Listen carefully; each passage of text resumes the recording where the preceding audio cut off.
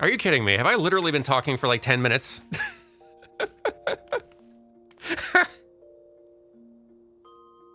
Wow. Hey, guys.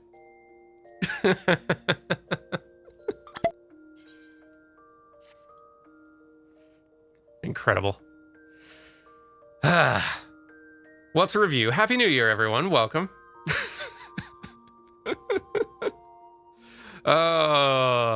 But it had to happen eventually, right? Now I'm a real streamer. Welcome, everyone. We've returned once again to the Purple website. And today we're going to have a good chill stream with our little buddy Durmin here. Just hanging out. Gracious.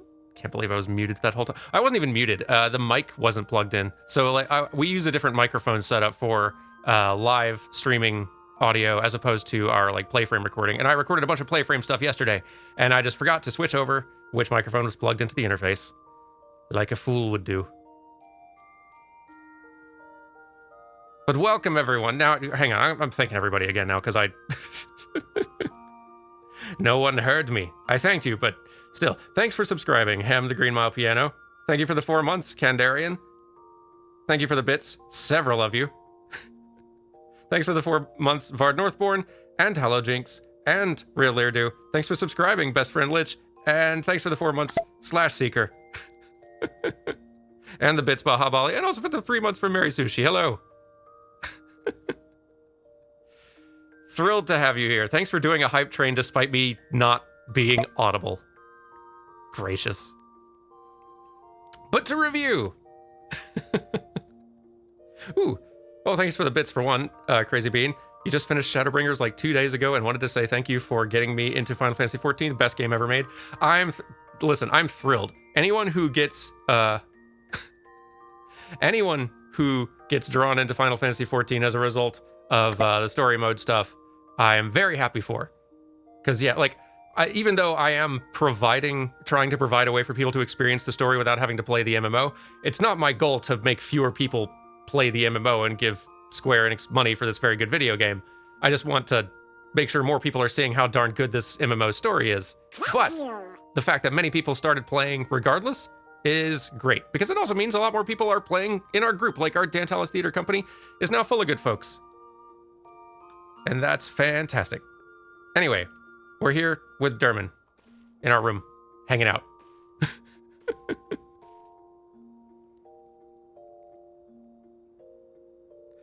But anyway, so my plan for today.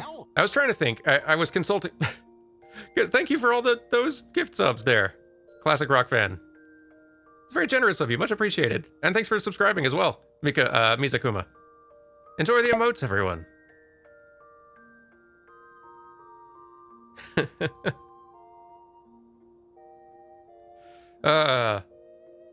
And thank you. I will hydrate, Armangu. Good idea.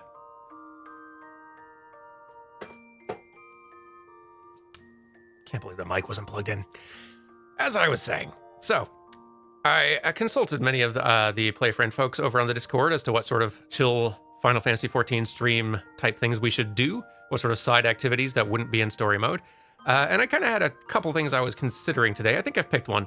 I had briefly thought about doing some job quest chains, because there's a whole lot of job quest series that I don't expect to do anytime soon in story mode stuff that can tell some interesting supplemental stories, and some of them are quite good. But the more I thought about it, the more I thought, eventually we're going to be done with MSQ, and if people are craving some more Durmin stuff, and if I'm just craving to do more Durmin stuff while we kind of wait for more expansions to be released, going back and doing some side quest stuff as just bonus things, that could be fun. Let's save some of that.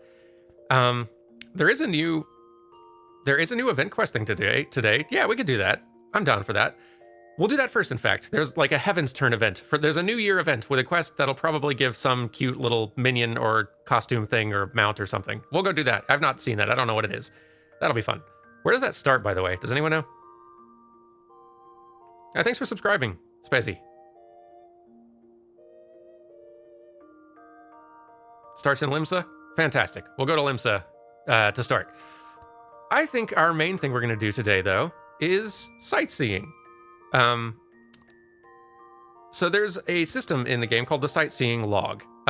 It's just a little side activity you can do, and I've not actually dabbled in this on my main barely at all either.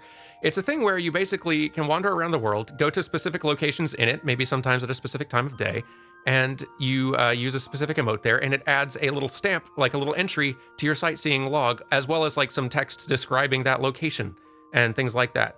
And that seems kind of cool, like as a good way to learn a little bit more about the world. Even more so because in story mode, like in the playthrough of Final Fantasy XIV we're doing over on Playframe, that is a very, very accelerated story-focused playthrough for those of you who haven't been watching it, where we cut out a lot of travel time and grinding and things like that. And because we were cutting out a lot of travel time, one unfortunate downside is that you really don't get much of a sense of the world and the geography in it and all the little details, and getting that sense of the larger world is a little bit harder because we're cutting out a lot of travel. So, sightseeing log seemed like a fun way to learn a little bit more about the world, for me as well, because I've not really done this log thing, and also just to explore a little bit.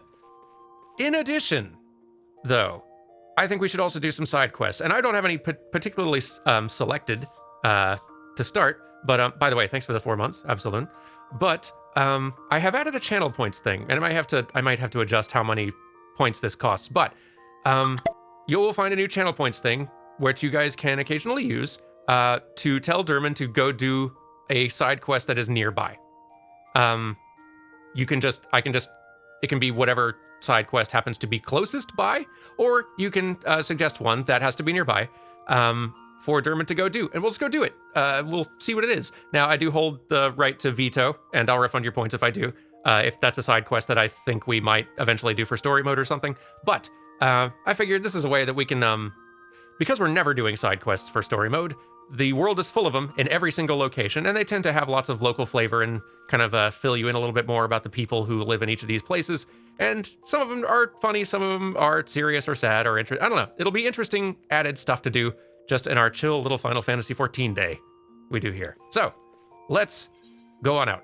Actually, first, let's get changed, because I think for our little casual chill sightseeing day, we need a different, more casual look. So here we are. Our nice little casual look for our fellow here. It also comes with a hat, if it's very, like, sunny or bright out or something. But it's a very good look, which comes, once again, thanks to Durmin's fairy godparent, who keeps him equipped with good fashion for all jobs at all times. Which I'm grateful for, because, like, this person who's asked to remain anonymous has been, like, has a much, much better, like, sense for fashion, and also much more thorough knowledge of the fashion available in the game and what you can do with it. And they come up with stuff that is way better than anything I would have stumbled upon, and I love it. So, we're gonna go outside now, finally. Thanks for the bits in our hoodie, by the way. You figured out how to buy multiple quantities of bits. Oh, thanks for the 4 months as well, Kiari. And thank you all for joining me. This is going to be fun. We're probably going to keep the stream a little bit shorter today, just because... Oh, the Christmas decorations are still up. We're probably going to keep it a little bit shorter today because I recorded a lot of Playframe stuff yesterday, and could use a little bit of a rest. Also, I need to record some Paper Mario tomorrow, and I don't know what Chapter 3 holds, but I did Chapter 2 most recently, and some of those voices turned out to be a strain. And if you know, you know. So, in order to unlock the sightseeing log, which is a thing that I haven't even done yet, there's a side quest we gotta do for that. I believe that starts in Gridania. But first we're gonna go to Limsa because we're gonna do the Heaven's Turn event quest thing, which is the New Year's thing I mentioned earlier. And I don't even know what that involves. I'm excited. I should have a look around at the snowmen in Ul'dah at some point. They're very curious. Ooh, I may just have to do that. Oh, and somebody else asked, I'm assuming this chat's full of people who play a decent amount of 14, and I think you're assuming right. I've been wanting to try it, but I'm nervous to play online games as a total MMO newbie. Is the Dantalis Theater Company newcomer friendly? Extremely so, yes. The Dantalis Theater Company is very welcoming. Many of the people who formed it are also, were newcomers to the game when things started out. We have newcomers joining all the time. At this point, we're one of the largest, free companies, which is the game's term for guilds. We're one of the largest guilds in the entire server at this point. And it is full of extremely nice, very helpful people who are happy to answer questions or help out at any time. It is extremely newcomer friendly. So if you want to join, there is a link that I'm about to put in chat that will direct you to the PlayFriends Discord, sort of our unofficial PlayFrame community Discord. There's a bunch of Final Fantasy 14 channels in there, and you can ask for an invite in there if you want to. We're on the Crystal Data Center in the Curl world if you want to join us. And please do. We're always happy to have newcomers. So, I need to go to a different part of Limsa to do this thing, I think. Usually most of the event quests start here, right? Just calling that shot. Thanks for the bits, everyone, by the way.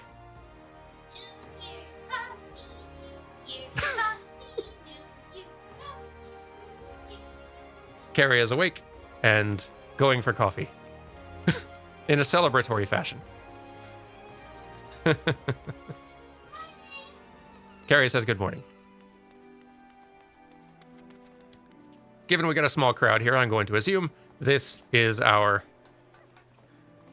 event quest individual. This is looking very Kugane styled. Am I going to, do I need to be able to get to a Stormblood location in order to do this? No? Great. Okay.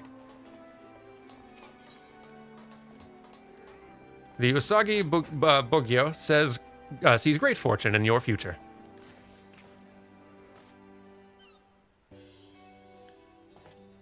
Greetings, sir. From your bearing, I gather you are an adventurer. If so, there is a matter I would discuss with you.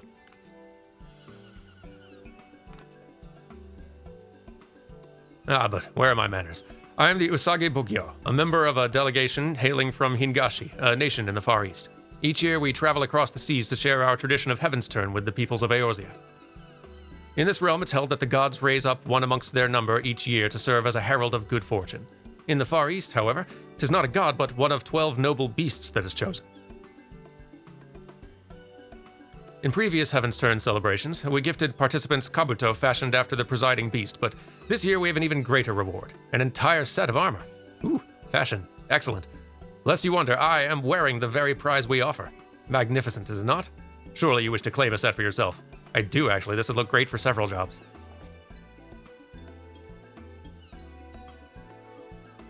If you do, I encourage you to speak with Omikujishi, standing near the Tempest Gate.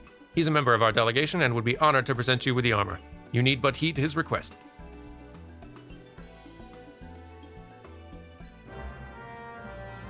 I'm on the job. Let me turn up game audio a bit. I turned it down for Final Fantasy V earlier because the retro games with the chiptunes and all that tend to be just louder, a little piercing. Goodness, everyone's here. Okay, let's, excuse me, pardon. Nope, wasn't trying to select other players. How am I liking Paper Mario 1000 Year Door so far? I'm quite liking it. It's really charming. It's fun. I've been meaning to do more, to play more of the Paper Mario games for a long time, so I'm very happy the patrons gave me a good excuse. And I'm really impressed with their systems as well. Sorry, I need to ramble for a bit now. I'm really impressed with the design of their RPG systems, the way it keeps everything small numbers, the way it keeps you actively engaged in hello? Oh, thanks for the green dye. 5 of them. Thank you. You're probably...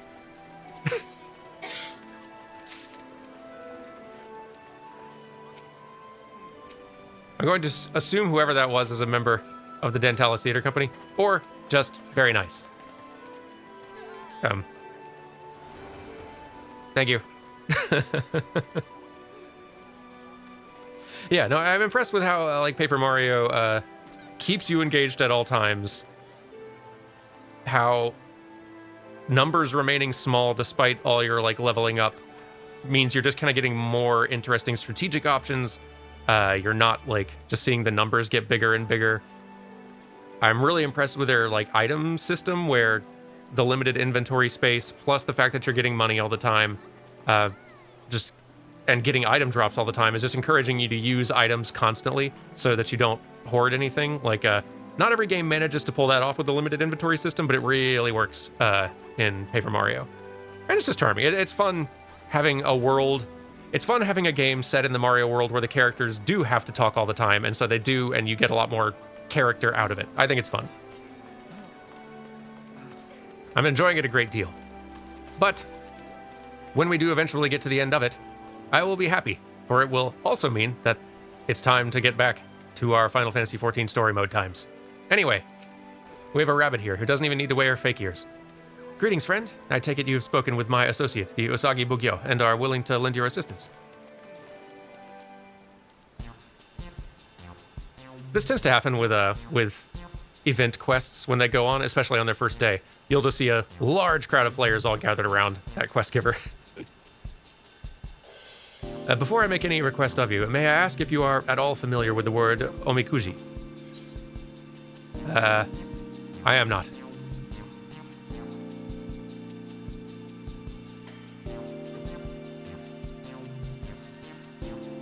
Omikuji, my friend, it is an old tradition of the Far East, one I would not expect the people of this land to know.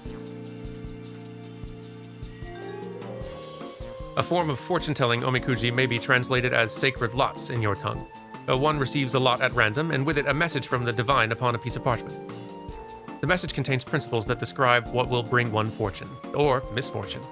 By taking these principles to heart, one will be visited with happiness. Omikuji are an indispensable part of the Heaven's Turn celebration in the Far East, and I'm honored for the opportunity to share this tradition with the people of Eorzea. Alas, perhaps due to a lack of familiarity, but a few souls have stopped to have their fortune told thus far. And this brings me to my request. If you're willing, I ask that you spread word of this auspicious opportunity to the townsfolk. Happy to help. People asking me to do small chores. I'm settling right back in. You have my thanks. As a local, I trust you know where to look for potential participants. I look forward to receiving those souls you send my way. All right, goodness, big crowd. Let's go find some people to point toward this good seasonal event. No, I'm not really a local in Limsa, but I'm more local, I guess, than... What was his name? Oh, doesn't have a name, just a title. Far Eastern Omikujishi. More local than them. This is fun. Y'all are even getting like for those of you who are only experiencing 14's story through the story mode playthrough, you're getting like a little tease of some of the cultures we'll be spending some more time with later. Once we get to Stormblood things.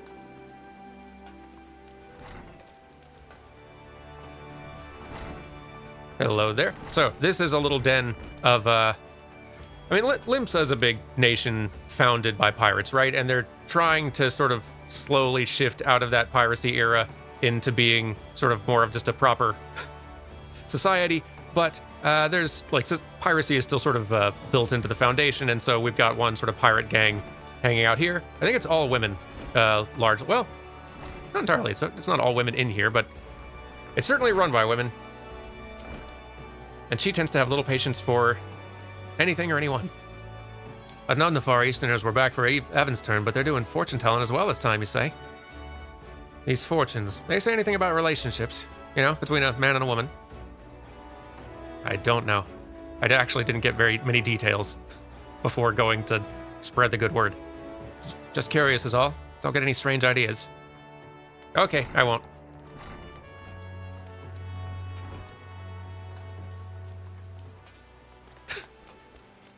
I wonder what that meant. Oh goodness, I'm falling behind. Thanks for gifting a sub there, Judica Fortis, but also thanks for the 3 months there, Philomera. And Happy New Year to you as well.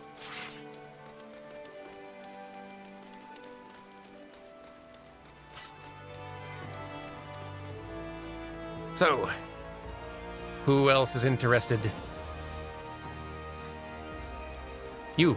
I know you're kind of like on duty right now, but want to go do a fun thing? I've seen my fair share of Evanston celebrations, but can't say I've heard of this Omikuji business before. Does sound interesting, though. When my shift ends, I'll head over with some comrades. Might make a nice diversion, and I'll take the opportunity to welcome the Far Eastern delegation on behalf of the Maelstrom. Oh, great. That sounds perfect. Let's see, where are the others? Further north-ish, I think. Or possibly...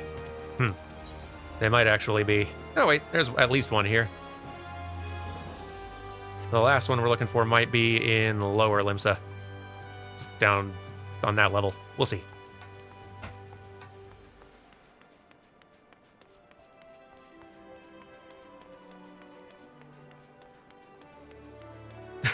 Where the bar for the all-female gang that they're in, that they hang out in as their headquarters is called the Missing Member. It's pretty good. Hello. I bear news. Far Eastern fortune telling, you say? I'd wager some of our patrons would be keen.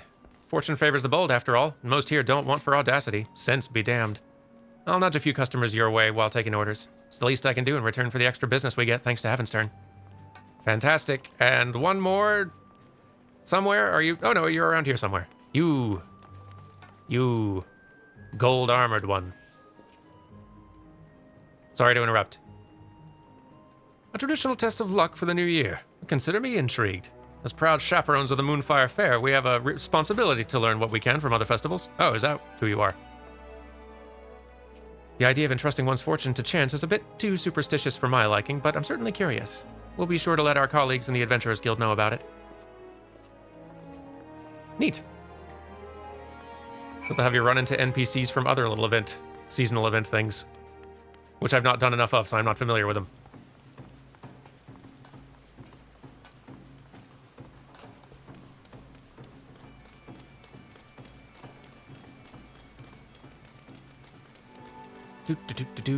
All right.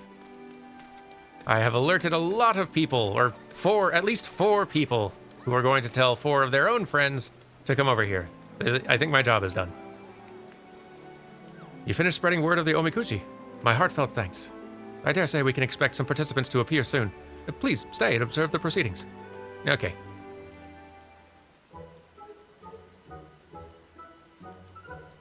I bet you're regretting not setting up like a canopy or something. Welcome, one and all. It's my pleasure to introduce you to a time-honored fortune-telling tradition of the Far East, the Omikuji.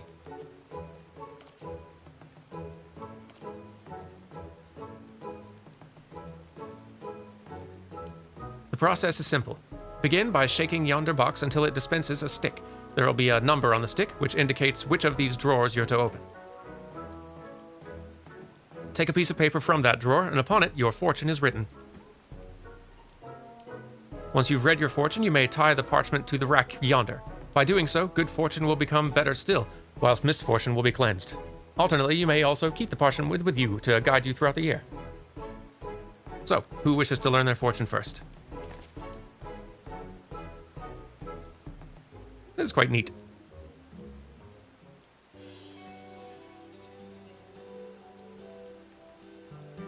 Yes! Mine says great fortune, the luckiest you can get. There isn't a single negative thing written on it. I can throw myself wholeheartedly into adventuring this year. Damn it all, mine says grave misfortune. I'm doomed. Doomed, I tell you. The one you're waiting for is on their way. The love of your life will appear... This is all too sudden. Weren't ready for that much fortune. Ah, 'tis a fine feeling to have others experience and enjoy your culture. Now, what of you, my friend? Would you care to learn your own fortune? As thanks for your help, the first lot will be free of charge. I mean, I do determine my own fortune, but it couldn't help having a little boost.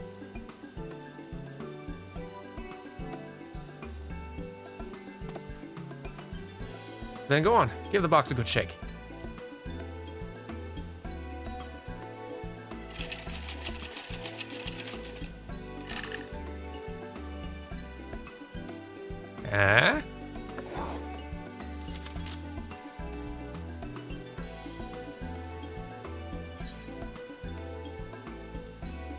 Great fortune. Thou shalt experience extraordinary fortune. Keep these words of guidance in thy heart. Adventure, seek out sights thou hast yet behold. At relationships, cast thy gaze upon bonds eternal, for therein lie great blessings. Prosperity, a treasure map thou shouldst unfurl. Unto great fortune it shall lead thee. Conflict, look to thy comrades in arms, much have they to teach thee. And favor, be decisive, like unto the navigator, and serendipitous winds shall bear thee high. Cool. Seems pretty good. You'll be unable to review the contents of your fortune after closing this window. Are you sure you'd like to proceed? Well, I don't think there's anything else to do with it, so yes. I mean, we were aiming to sightsee today, so this kind of works out.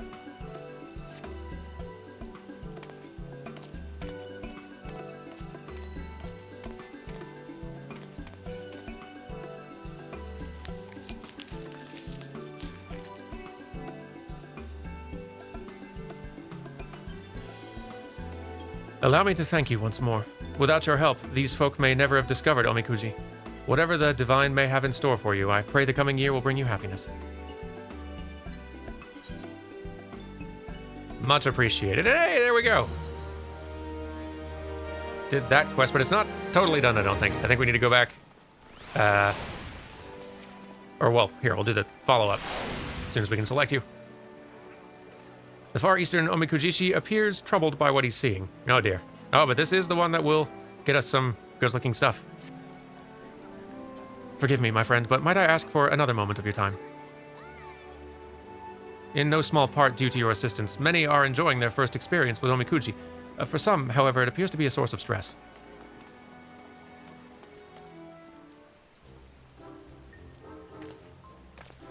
Oh dear. These two adventurers, for example, drew opposite results.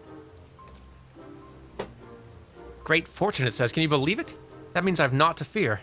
This is my chance to make it big as an adventurer.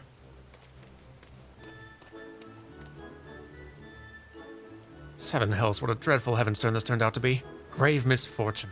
What did I do to deserve such rotten luck? Do not be disheartened, my friend. Though Omikuji may foretell fortune and misfortune, they also provide us with guidance in our daily lives. A great blessing can become a curse should one view it as a license to act rashly. Similarly, a great curse can become a blessing should one heed its warning. What you make of your lot depends on you. So you say, but just look at Hilda Lana, at how happy she is. Why can't I be like that? My words failed to reach him, alas, but perhaps yours can. Could you try to rally his spirits? I am on it.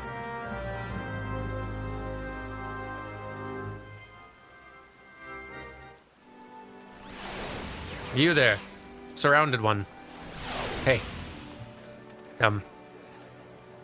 Be rallied. Thank you for trying to cheer me up. I appreciate it, truly, but you do not understand the burden I bear. The burden of grave misfortune that weighs heavily upon my soul. This is rather more serious than I thought. Please, can you think of any other ways to lift him out of his malaise?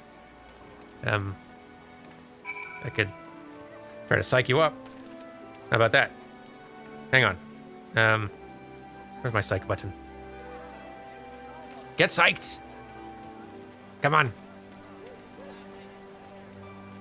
Oh, well, here, I'll target you, but also, I guess I should stand in front of you so you can see. Ahem. Get psyched! You're right. I mustn't give up the fight.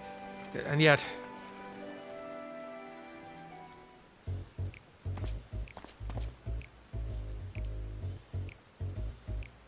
Do you feel better, my friend? I see. If I may, what did the Omikuji say in its entirety? As I mentioned, they do not only foretell one's fate, but also provide guidance in one's daily life. I must confess, I didn't see anything beyond the words grave misfortune, so shocked I was. I ought to have a proper read, I suppose. Let's see here.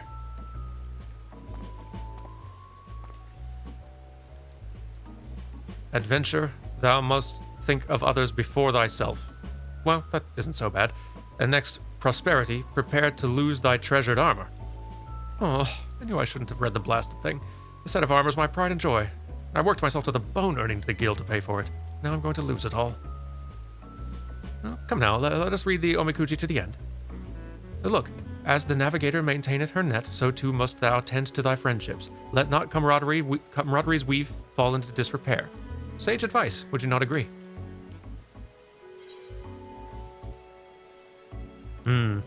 Treasure your comrades and your luck may change for the better.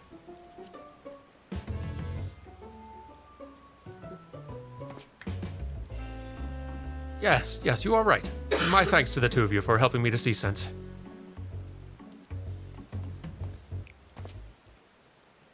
Help! I need help! Mochi Daikan, calm down and tell us what ails you. I was preparing for the mochi pounding when a young adventurer, cheerful and fearless, emerged from the city. At first I didn't pay her much mind, but then to my horror she ran afoul of a group of enormous fiends. The monstrosity overwhelmed her in mere moments, and I rushed here as quickly as I could for help. A cheerful and fearless young adventurer? Kami preserve, could it be Hildalana? What? But how could this be? She was supposed to have great fortune. But this isn't the time for such questions. I must go to her aid. And me too, I suppose. Buddha-Fuan, wait! This is a troubling situation. You strike me as an adventurer of considerable prowess. Will you not go after Buddha-Fuan and lend your aid if necessary? I have been needing to relearn how to punch things. Oh, thanks. Please follow me.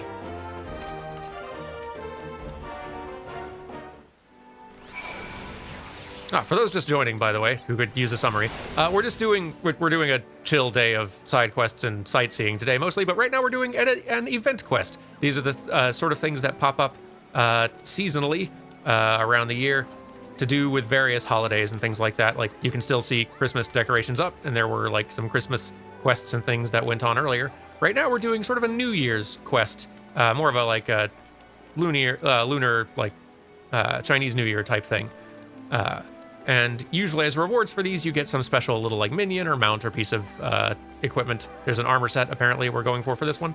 And they're pretty light and short, so I think we're kind of toward the tail end of it here, but right now someone needs assistance.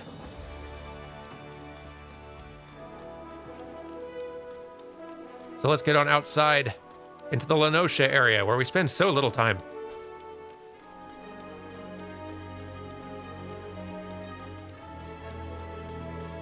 Gotta do a little bit of a hike. So, normally, Quayfriend is our mount all the time, but since we're kind of doing just chill times, I figured, hey, we can use other mounts here. And we've got quite a few to choose from, so I decided to set up, equip the Mount Roulette, which is basically deciding, surprise me game. Just choose one of my mounts at random. So, let's see what happens. Ah, a bed. One we were gifted, in fact. A few days ago, during our first little Durmin stream. It's pretty good. For a nice chill way to get around. Or fly, if needed. Very relaxing.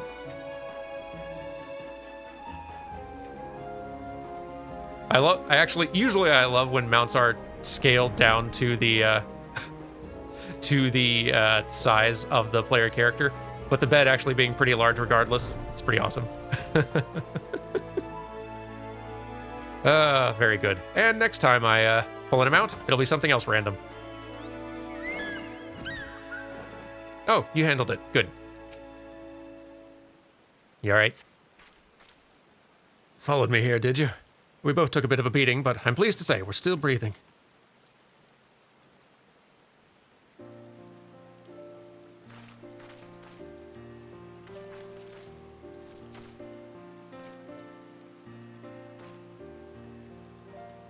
I finished the guild's request without issue, but then I got greedy.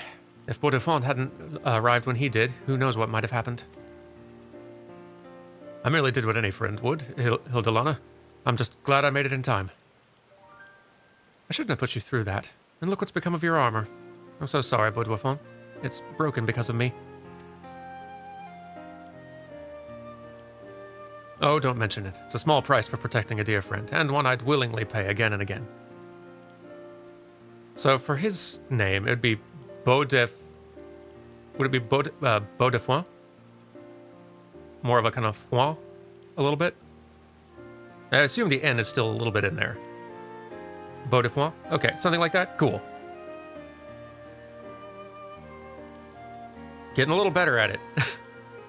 MMOs are teaching me name pronunciation for different languages very slowly.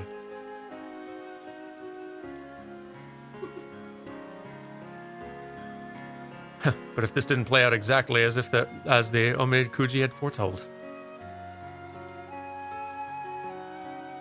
Well, let's return to the city. For one, I need to pay the armorers a visit, but we'll look for you afterwards.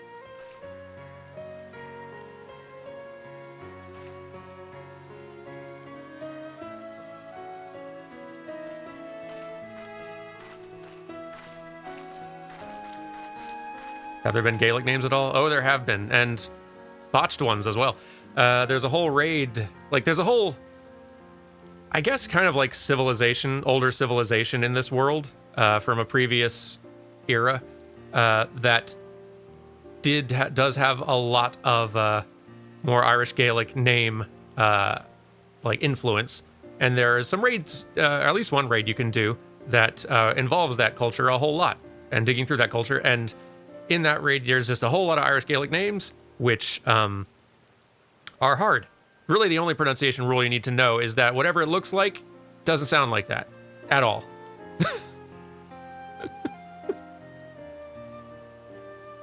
What a relief that neither of them came to lasting harm.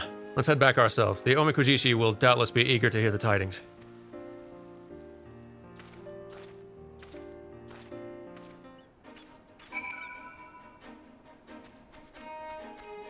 Yeah, I really like actually how this MMO pulls in a lot of different sort of cultural references a bit to for just the different, like, draws a lot from real world cultures to flesh out and diversify the cultures of this world and the different eras of history and things like that.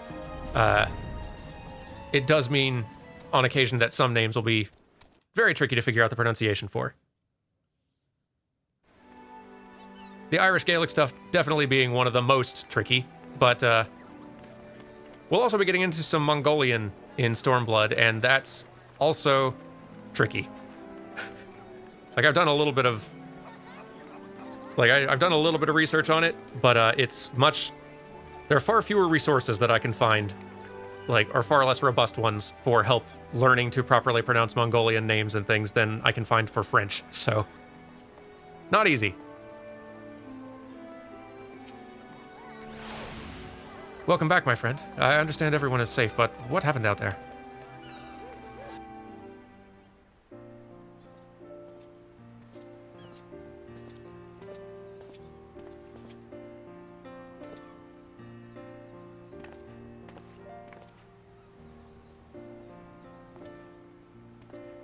My friends, I cannot well express how relieved I am for your preservation. It's because I failed to explain the Omikuji in sufficient detail that you met with danger. I can't apologize enough. Well, I mean, you can hardly be blamed for them not reading. Please do not blame yourself. I'm the one who overestimated my own abilities. Having great fortune doesn't mean that one can act without due care. I realize this now. And I would have realized sooner had I properly read the Omikuji beforehand. Adventure, the way shall open to those who know their limits, it says. But there's more. Relationships. Thou shalt be blessed with stalwart comrades. And I truly am.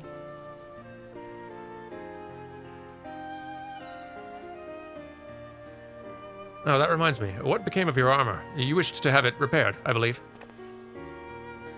Unfortunately, it was too far gone. The armorer told me it would make more sense to have a new one crafted. Not that I have that sort of coin either. In that case, I believe we can be of service.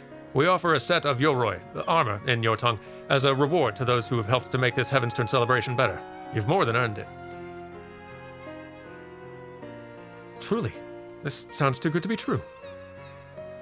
Ah, but it is true, my friend, and no more than you deserve. Come now, don't be shy. Take your prize, try it on.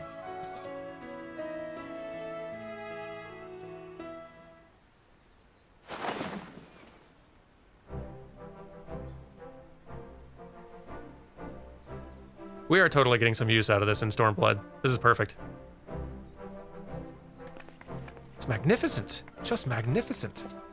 And to think that my omikuji said grave misfortune. Take this as a lesson that no matter your fortune, you still hold the power to shape your fate. And I believe the yoroi suits you well, if I might add. As you will recall, your fortune cautioned you to put the needs of others before yourself, and so you did, by risking your life to save your comrade.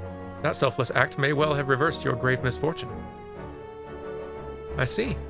Actually, I don't. I don't really understand the workings of omikuji, but I do know that I'll always have Beaudefont's back. Beaudefont. There we go. Just as he's always had mine. And now that he has a new set of armor, perhaps we can take to the road together.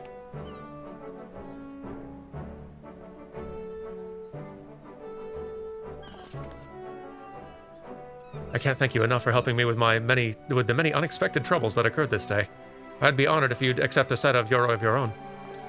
Furthermore, should you wish to draw omikuji, you need only say the word. Indeed, I hope to see you many more times before the festivities end. Oh, there we go. And that's a seasonal event quest. So there's like usually, I don't know, what do y'all think? Like a dozen of these a year of varying size? And like some are bigger and involve more like mini games and other big stuff. Some are pretty small little things, but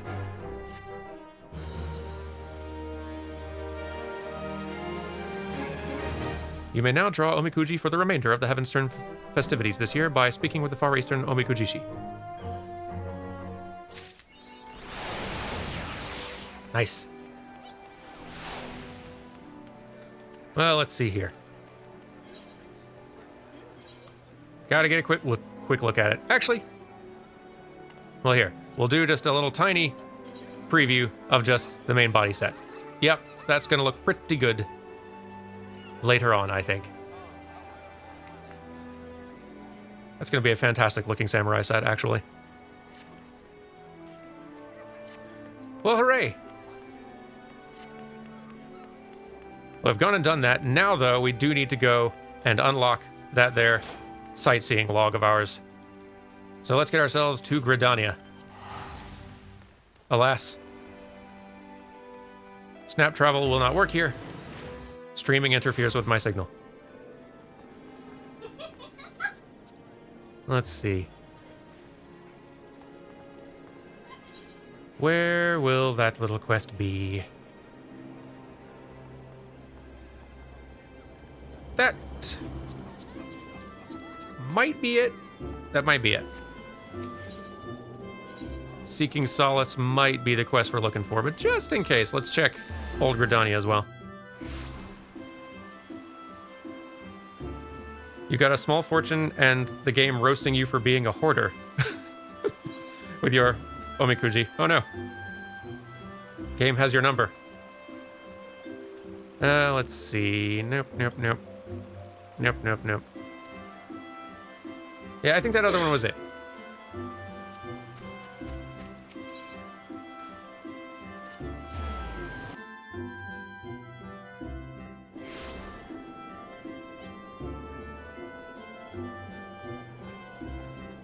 Oh, thanks for the hydrate reminder, by the way. Good timing for it.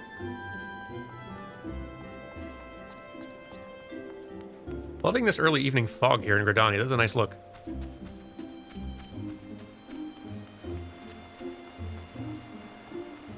So, there we are, yes. Seeking Solace. Ah! Yulwa. It's been a while since we checked in with you. Hello. Let's see. Commander Vorse Yulwa seeks a capable adventurer for a most daunting assignment. Ah, now there's a man who inspires confidence. It hardens me to see you stride into the adder's nest today, for I have a task of considerable breadth and even greater import, a task that calls for a competent adventurer. Allow me to elaborate. In recent weeks, my eye's been drawn to unusual movements among the sylphs, those charming yet troublesome beastmen with whom we share our forest home. In hopes of shedding light on their intentions, be they malicious or benign, I dispatched a young adventurer to Little Solace to further... This isn't it. This is not the quest. The fellow goes by the name of Voice. Mayhap you've heard of him? It would seem he's rather accomplished in his field. This is a different thing, actually. This is this is ringing a bell. This is, I think, a quest for doing sort of like tribe stuff. So here, let me get out of this and abandon it, because I don't know if this will be a thing I ever do in story mode. Probably to a very, very limited degree. But let's see. Abandon. That's not the one. There we go. The quest name is A Sight to Behold. Okay, let me look around, because I'm not seeing that on the map. It must be a character who gives multiple quests here. Oh, there they are. Okay, cool. Found them. Thank you. So, to further explain, so we've met many of the tribes, formerly called beast tribes. Most of the game's dialogue and stuff now just refers to them as tribes now, which is an improvement. We've met a lot of them, though. Let's see. There are the Amalja. There were the Sylphs. Out in Heavensward stuff, who were the ones out in Heavensward stuff? I'm blanking. Oh, there were the Vath. There were the Vanu out up in the sky. There were quite a handful. Just lots of just sort of like the tribes of other sentient species that exist out in the world. Who many times are the groups who are summoning primals that we're having to contend with. There is a quest line for almost all of them that you can take on, called tribe quests, where you sort of befriend a small subset of them and can do a bunch of kind of tedious daily quests to build your reputation with them. This is basically sort of like the reputation building quest type in Final Fantasy XIV. And as you build reputation with them, you get to know their culture a good bit better, and you can get access to some unique like emotes and mounts and armor and cool stuff the further you get with them. It's a kind of neat little thing to do, but very repetitive and kind of boring a lot of the time, unfortunately. But oh yeah, Moogles are one of them. Moogles are one of the tribe quests you can do, and theirs is an interesting one because it's not a like some of the tribe quests you do will be sort of more standard fetch quest, combat, stuff like that. Some of them will be more crafting or gathering based, and the Moogles are like a crafting one, which is kind of interesting. Now, let's see. Where is this quest giver? They're around here somewhere.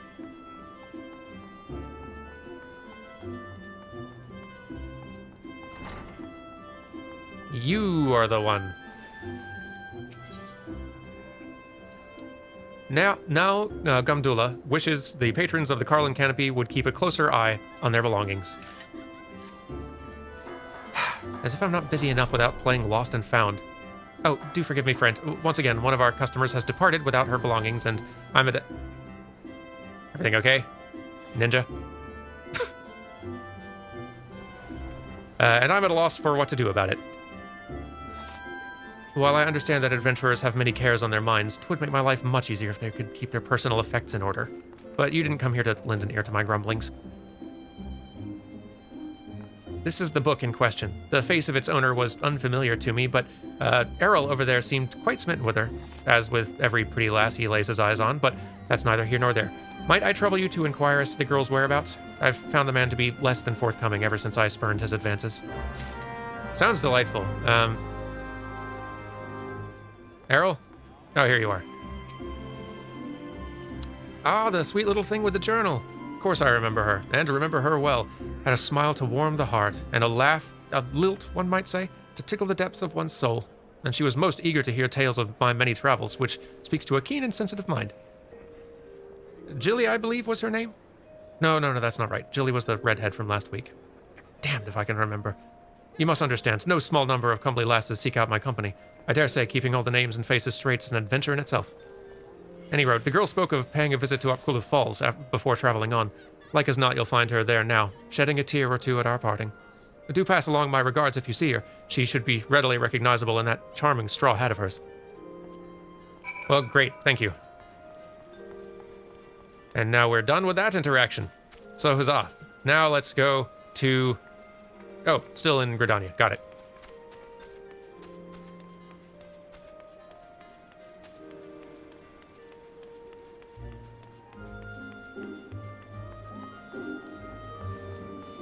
Am I planning on going to the Fan Fest this year?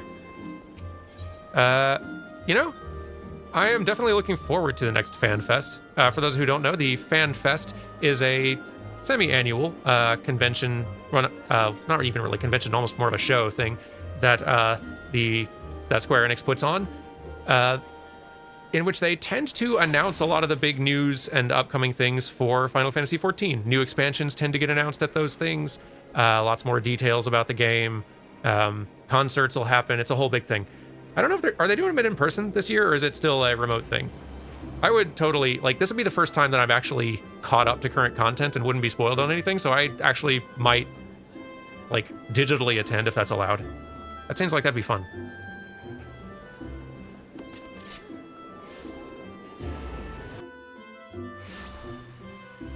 Okay, it's in person for this year's. Well, I won't be there in person for sure, but I will definitely attend remotely if possible, or just view the streams and all that, because I'm super curious and very excited to see where the game is going next. Because Endwalker, as an expansion, was kind of like is kind of like a big... It sort of concludes the big story arc that the game's been going on since A Realm Reborn. And so whatever comes next is going to be kind of the start of something new. And it's real hard to predict, even from the patches they've been doing so far, what that new, like, I have no idea where this game is going now. And that's kind of exciting. Also because, like, depending on what they do, they've got a pretty clean story slate to work from. They're not even having to, like, try to scrap together an overhauled version of the game to start with, to save it, and then build on that foundation. They can just start with something kind of new, and that's pretty exciting. Anyway, you. Pardon, I don't believe we've met. You've something of mine, you say? I do. Within its brittle pages are detailed sketchings of landscapes and vistas numbering in the hundreds. Hey, thanks for the 4 months, Tresmolo. Oh, and also Rogue Link. I don't think I said thank you to you. Well, thank you to you. My journal. Thank the 12. In my haste to escape the clutches of that insufferable muttonmonger, it slipped my mind entirely. Might I be so bold as to ask your name? Muttonmonger's a good word. You have my gratitude, Durmin. It may not look like much, but I count this humble diary among my most prized possessions.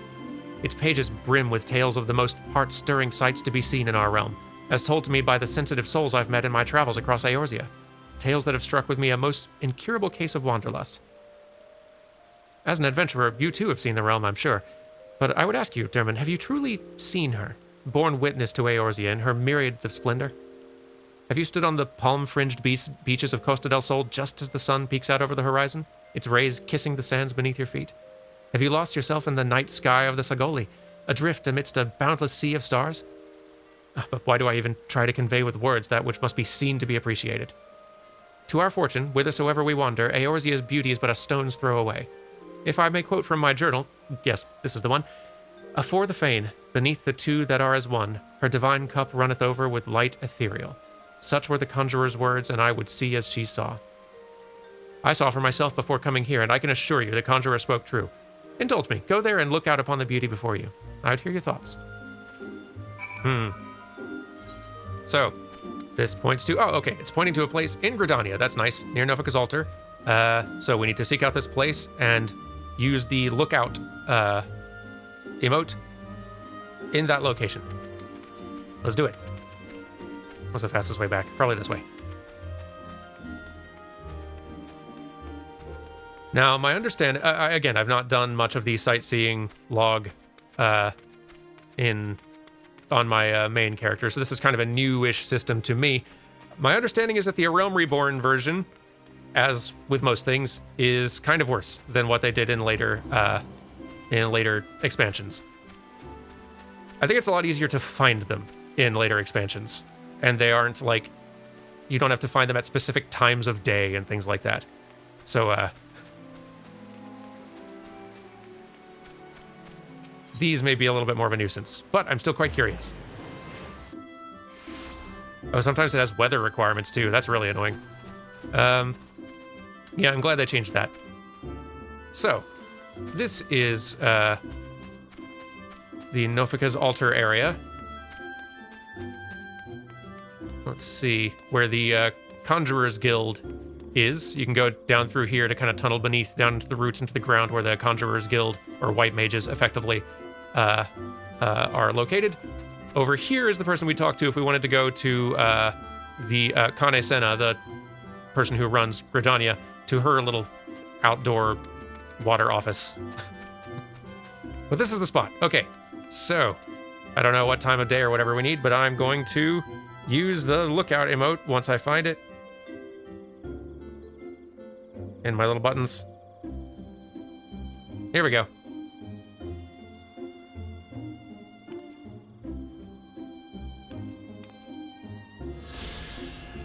You have looked upon one of Eorzea's stirring vistas, as identified by the explorer Millith Ironheart. Return to Upkula Falls and report your sighting. I'm curious. So I know the one thing that they added to the sightseeing log in, I think, Endwalker is every time you spot the thing, you also get like the pop-up entry on screen giving you the flavor text about the location and stuff like that. And I think that got backported to at least everything as far back as Heavensward. Does that also apply to the Realm Reborn ones once you get into it?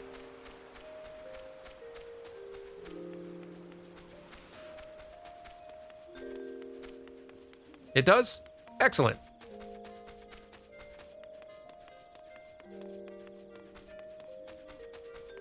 And my chat box will let me know when I've wandered into a sightseeing zone. That's excellent too.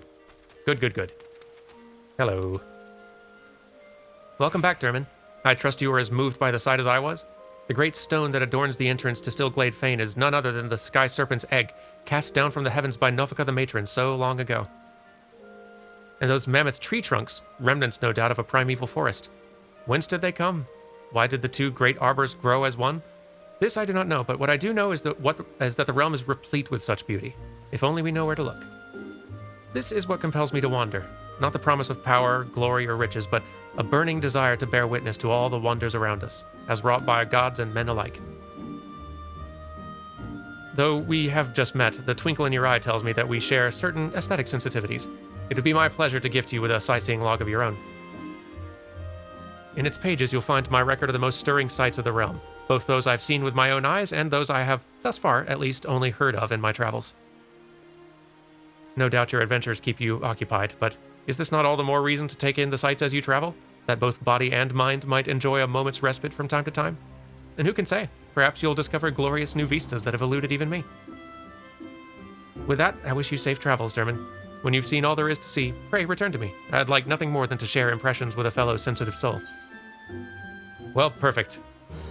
And with that, you now have access to the sightseeing log, a compendium of the most beautiful sights to be seen in Eorzea, as compiled by the explorer. To open it, select logs from the main menu and sightseeing log. From the snippets of information contained within, identify and seek out the locations described. Note that certain sights may only be properly appreciated at a given time of day or under ideal weather conditions. Perform the designated emote while taking in the sights, and the entry for the corresponding vista will be marked off. With your sightseeing log in hand, go forth and see Eorzea as few have ever seen her before. Gladly. Let's go ahead and get that on a hotbar or something. Let's see. Logs. Sightseeing log. Here we are. Perfect.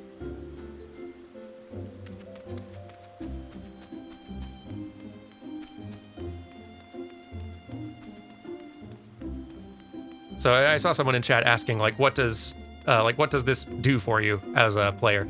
Functionally, not a whole lot. I think you can maybe get some little rewards, like a minion or some other type thing, for completing it. But it's mostly just like another activity that you can do. If you're wanting some more, like, MMOs kind of thrive on giving you an enormous, like, huge list of tons of different things you can do and different activities you can engage in and just stuff to enjoy, which you can just sort of pick and choose from. Because doing all of it is basically a full-time job if you were wanting to do literally everything that the game offered. But having such a huge bounty basically lets you just pick and choose whatever's most interesting.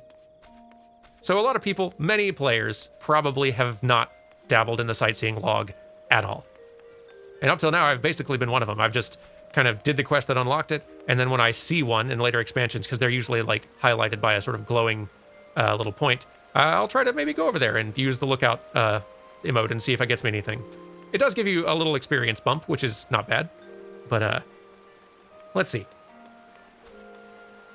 But yeah, we're basically sightseeing, and especially since story mode doesn't really give us many opportunities to take in like locales and just travel around uninterrupted.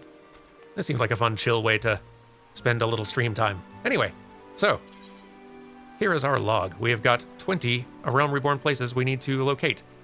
Let's see. First one is in Lim Solominsa.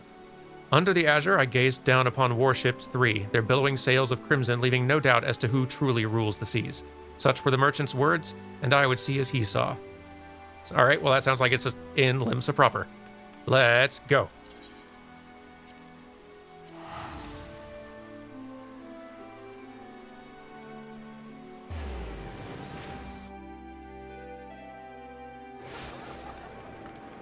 Now these, again, these Realm Reborn ones are going to be more annoying than ones we would do in expansions. And we can do some Heavensward ones later on, too. I figure we'll start out with these, and if they're too boring or tedious, we'll start running around Heavensward land instead. So, a place you could look out on ships. I am seeing a lot of ships over there. Could be that they're wanting us to stand on one of the docks, though.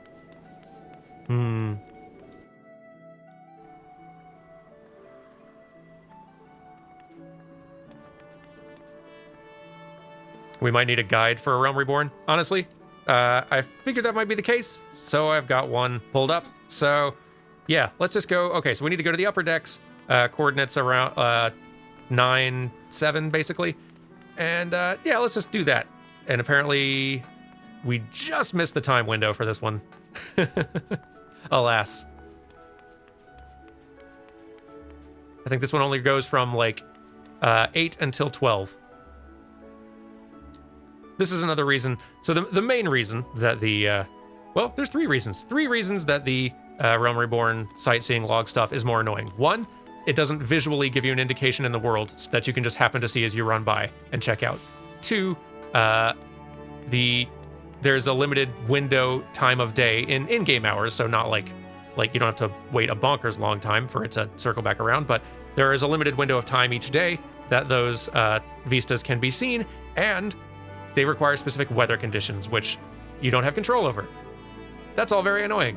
So they stopped it after that. And that's nice. We can go to another one, though. What's one that's, like, up and running now-ish? There's one in Middle Enosha. We can go there. Number 4, I think.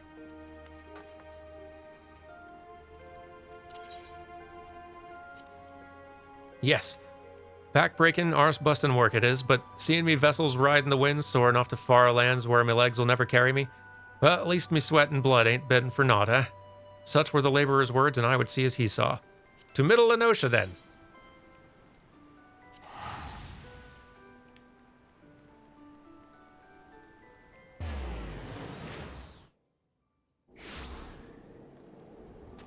Let's see.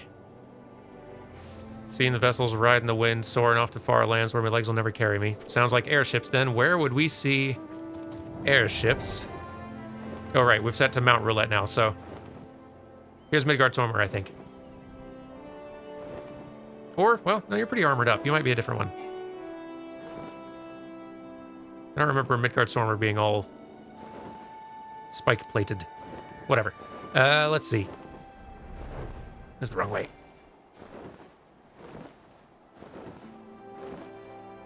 Actually, it's not airships, I bet. I bet it's like a dry dock or airport, probably. A dry dock or something where, like, ships are getting built. Let's see, what coordinates does the guide say? Let's see. 1617, which is pretty close. Might be one of these spots right down here. This is looking quite possible. Let's see.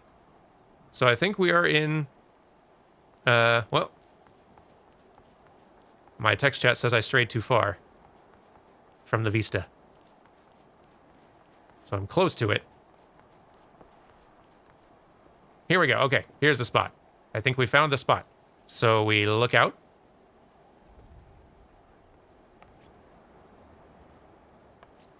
It is a nice view. Maybe it's not a lookout one for this one.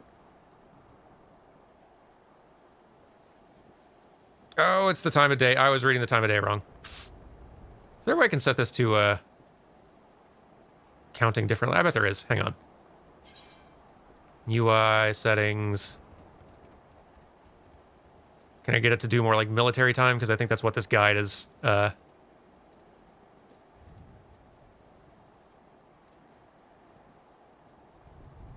given me.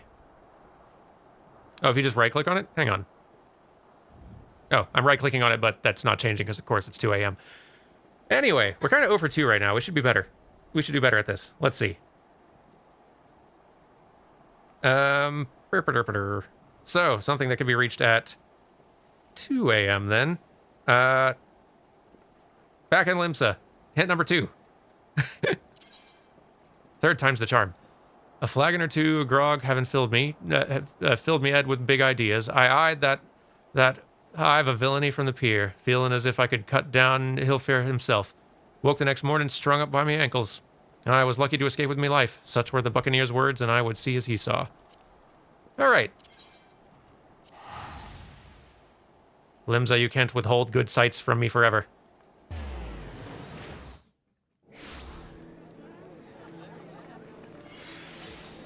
So that, I think, is going to be... That's going to be lower decks, coordinates 715. Which is, I think we're in lower decks, so... I think we're heading down here-ish.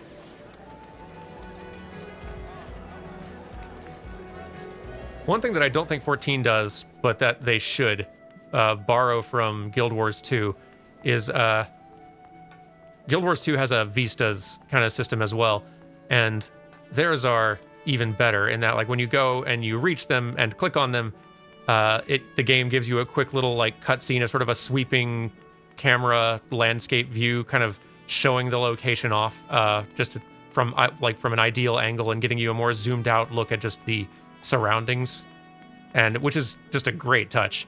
I would love it if 14 did that as well. Let's see. Might need to be further... Yeah, we might need to be further over on that dock. Let's see if we can get around.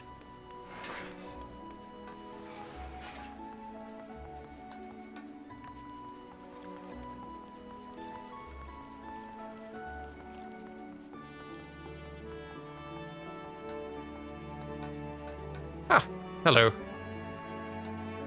Dentalis member. Huh, did you find the spot? Is this it? Hello. Nope. You're just here. Let's see, we're in the general area.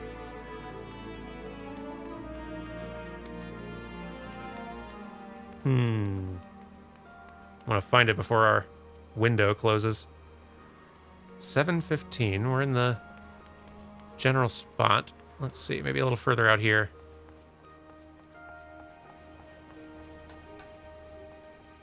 A little too far, I think. Could also be higher up, but I don't think so. Well, oh, it might be. I bet it's higher up. Let's find the stairs.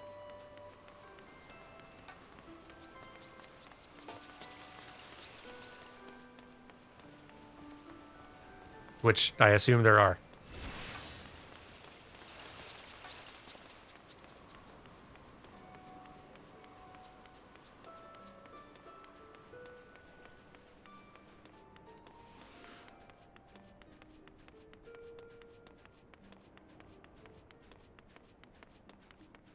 Do. And then from here, maybe I can go around.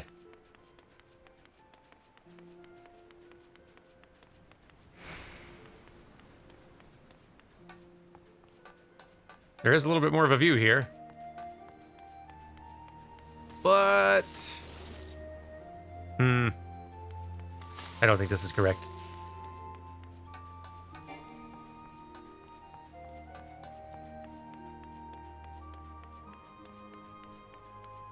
Seems like sightseeing is one of our weaknesses. We did just start, though. We're level 1.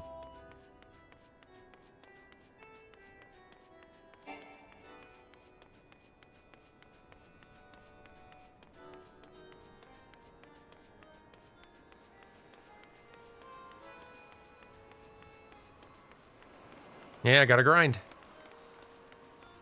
That's how it works. Let's see.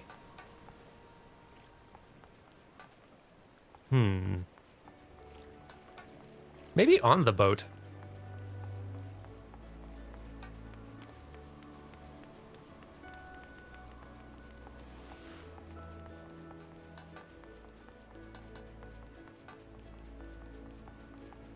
It would sort of make sense that that someone who happens to be one of the shortest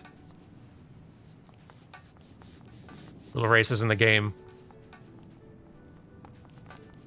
would have natural disadvantages at sightseeing.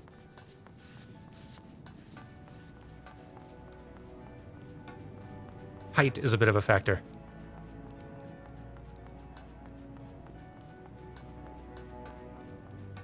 Hang on. This feels like it has potential. Haha, there we go. Look out. Got it. Okay, there we go. We got a Vista record, our first one. The Astalicia. Registered as a trade vessel hailing from foreign waters, this battle-scarred warship, captained by the lord of the region's underworld, Hilfir, serves as a gathering place for brigands, cutthroats, and the purveyors of sundry other breeds of villainy. It's here that the city state's many pirate crews find new recruits to join their ranks. Oh, well, hello. Welcome. It's funny that one of the pirate headquarters and the ninja headquarters are just, like, right next to each other. Hello. We got one! Level 2!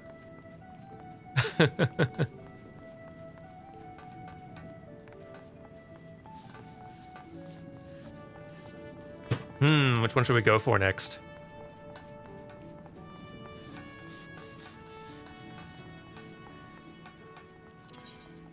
So that one's all filled in. Hooray. And yeah, I love that they do have the like little pop-up on the screen now. That's much nicer than just having it say like, hey, you got it. And then you have to dig into the actual menu to actually see.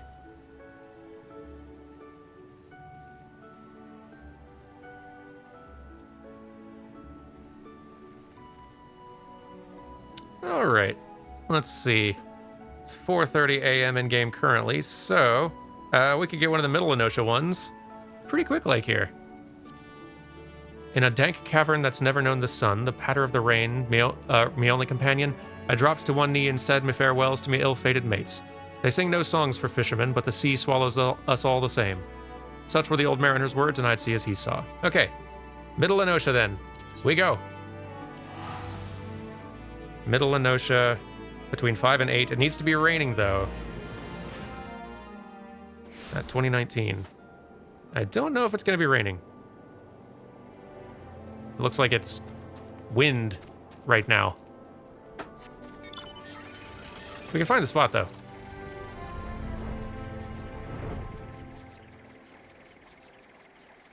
A cavern. I do feel like I remember seeing a cavern. Yeah, there's a cavern down there. Okay.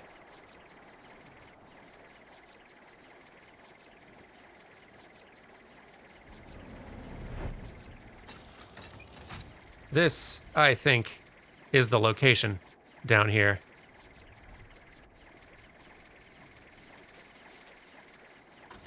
But we need rain. And we don't have rain.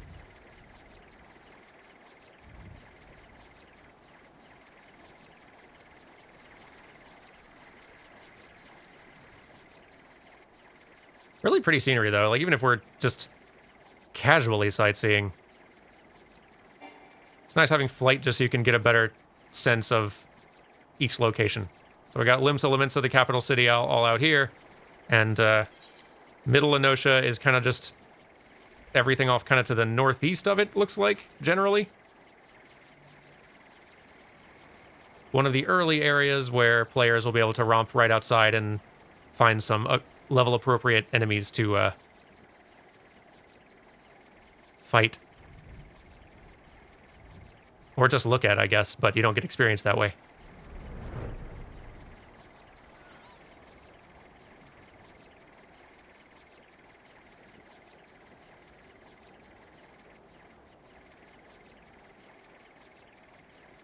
Well, since we're not getting any rain, what's our next opening?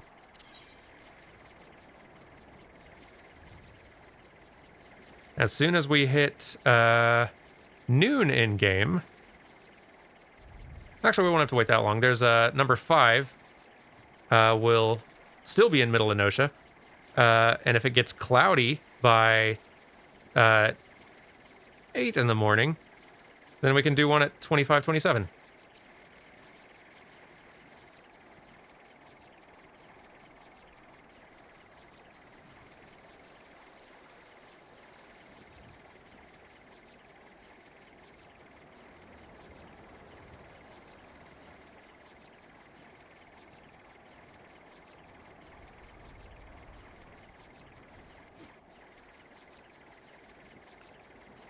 And we're nearly there.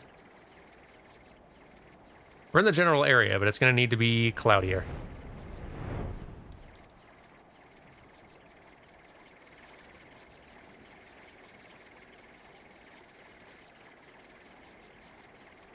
Pretty darn good looking game, though. Like, considering how old this game is now, like, still looks pretty darn good.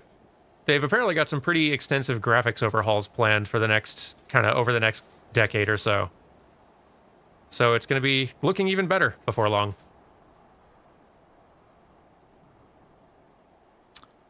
Ooh, okay. See, this is what I should be doing. I should be using whatever sightseeing log helper hero sheep is. Because I'm just referring to a wiki, which is fine, but they, like, players have built actual tools to, help with this. I'll pull one of those up. And if it gets too annoying, we'll go do Heavensward ones, because those we don't have to worry about time of day or weather or none of that nonsense. We can come do these hard mode ones later. Eorzea's not going anywhere.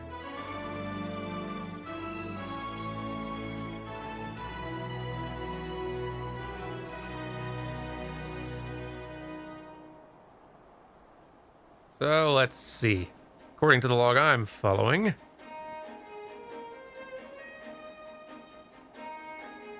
yeah, it looks like the first one here that we tried earlier is going to be becoming available in like just a few minutes.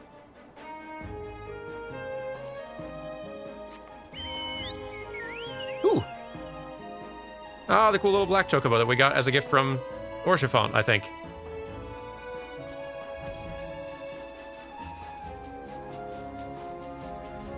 Sometimes turning on the mount roulette is fun, just to remember all the mounts you've collected over time.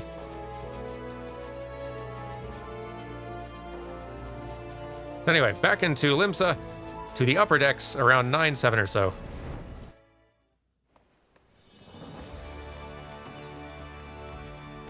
See, are we in upper or lower decks right now? I think we're in lower. This is fixable.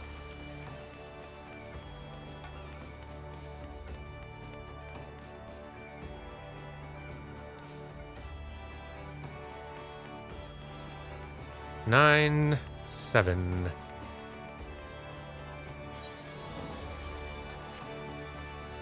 Wait, are those coordinates right? Let me double check.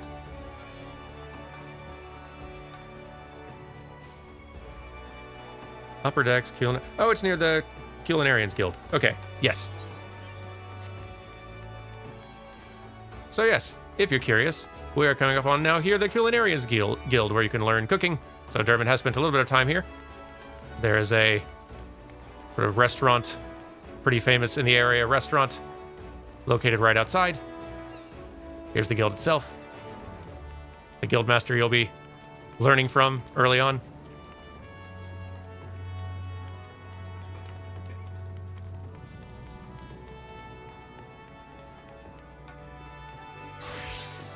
Now let's see. Where's our exact standing spot? This perhaps? We're in the ballpark of the area. Perhaps it's the sight from kind of outside the restaurant itself. Could also be that it wants us to go to a lower floor. No, but it did say upper. It's the upper decks. Let me check the description again. Under the azure, I gaze down upon the warships 3, their billowing sail of crimson. Okay.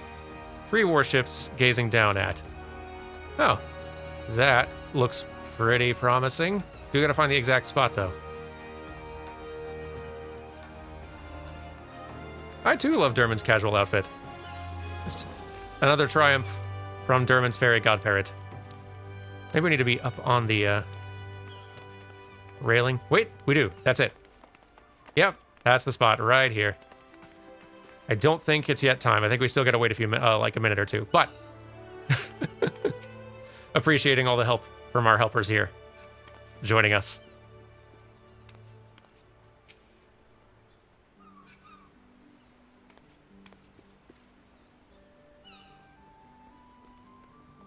Casual outfit also comes with hat for the sunny days.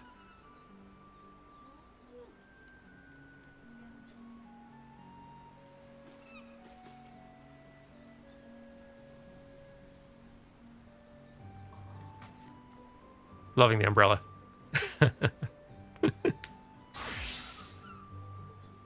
But okay. We've got nice, good weather conditions, fair skies.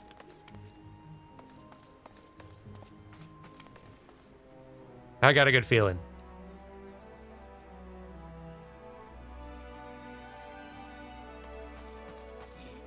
I think it counts as sunny enough. I think it just needs to be fair skies or sunny, either one. And that is the most common weather condition out here. Yeah, you know what? I agree. Sunny enough for a hat.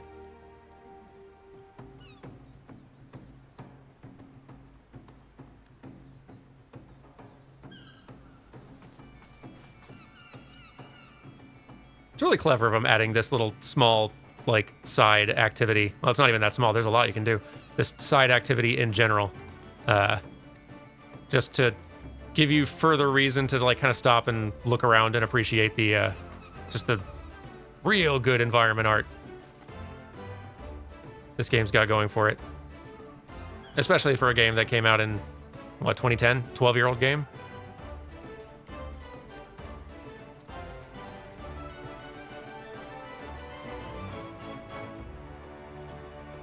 And we've not even got... So, like, I feel like it's,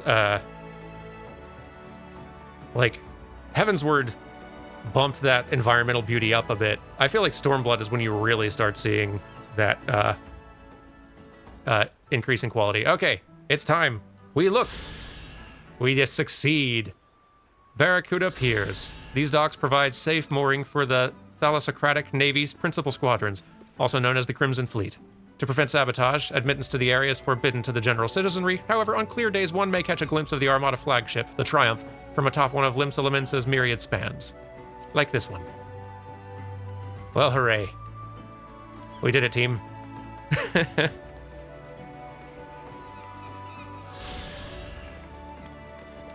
Okay. So, the next one that's up real soon here. Just looking down our list of the first 20.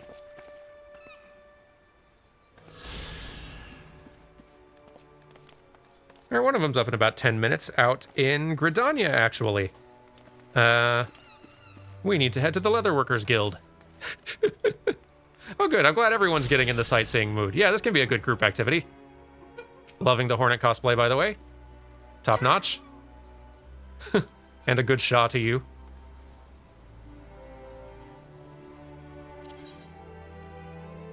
When's your game coming out?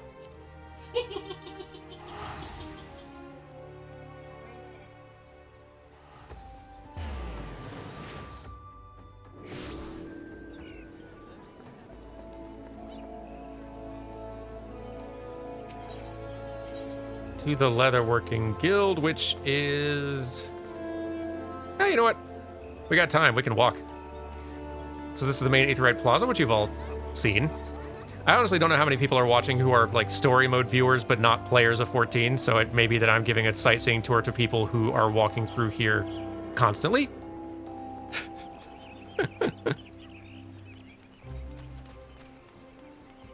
So yeah, one of the 3 starting locations, Gridania, and this is sort of the main Aetheryte Plaza. You can see the yellow adder, sort of like their Grand Company headquarters over this away. This is the Carpenters Guild, I believe. And boy, it looks it.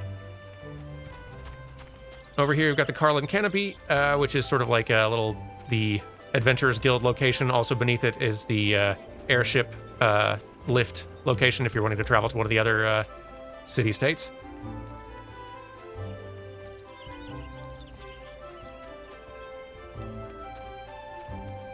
This is where Mother Mione works. If you are Gridania native, if you start out here, Mother Mione is where you're going to be getting a lot of your early quest direction from, instead of the character we constantly talk to, or early on constantly talked to, as an Ul'dah native. Little Mamodi.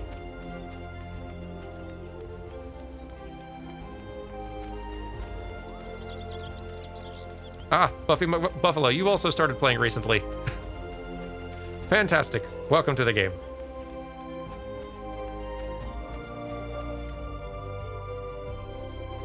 Each of the starting cities, by the way, are kind of split into 2 halves. I don't think they may not have been originally in 1.0. I don't know how they looked in 1.0, honestly. I wasn't there. But a lot of zones were split in A Realm Reborn in order to make sure that like loading and performance and all that were improved. They probably wouldn't split Gridania now. Newer big capital cities have all been one location in more recent releases, but this is the sort of auction house main mercantile area in Gridania. But it is the Leatherworkers Guild we need to be heading toward, and I think that's this here.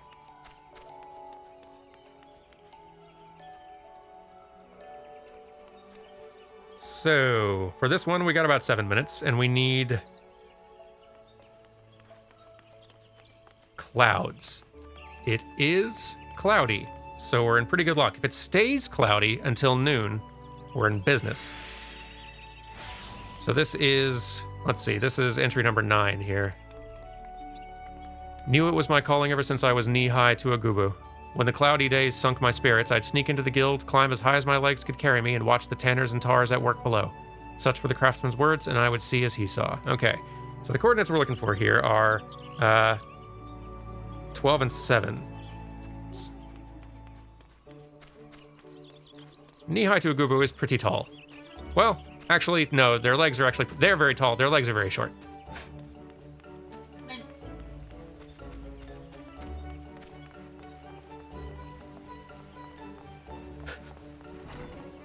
Salute to you. Let's see. I'm guessing they want us standing up here where you can kind of like look out over the leatherworkers doing their thing. Presumably. Here, I'll use this as a boost. Here we are. So the actual spot, where are we supposed to stand? Where's our little pop-up saying we're in the right place? Yep. None of these yet. I wonder. Is the pop-up based on, is like timing specific as well? I guess it's not even a pop-up, it's just a little text thing in chat that says, hey, you're in the right spot.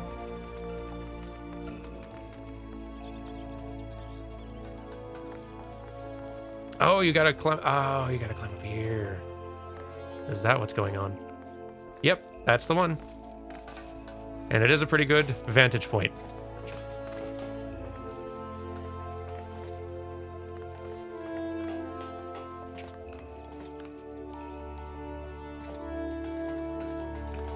Okay, so the pop-up does happen any time of day, any weather. That's great to know.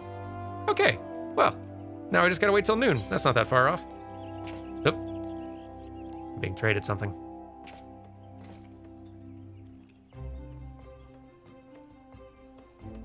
some silk thread, and a freshly glazed porksy orchestration roll. Oh, thank you. Orchestration rolls, by the way, are not really something we've encountered much. In the game, where are you? Oh, there you are. Silk thread, I get it. Pretty good. Very good. Thumbs up to you. So the orchestration rolls are basically the musical pieces that are in the game. If you have a jukebox or you want to, you can set the playable music inside like your little housing area or your apartment or whatever to specific tunes. And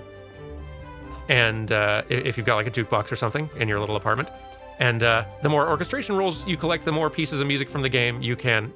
Oh, thank you. The more pieces of music from the game you can have playing just in the background, just for your own entertainment. It's basically like KK Slider tunes and audio tracks and Animal Crossing. Silk Song. That was very clever. There's your game. You've delivered. I applaud you.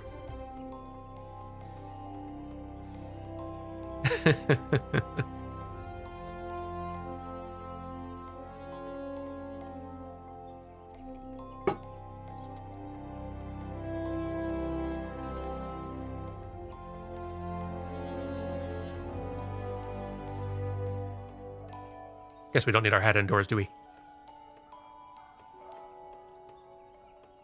Yeah, Durmin got Silk Song before everyone else.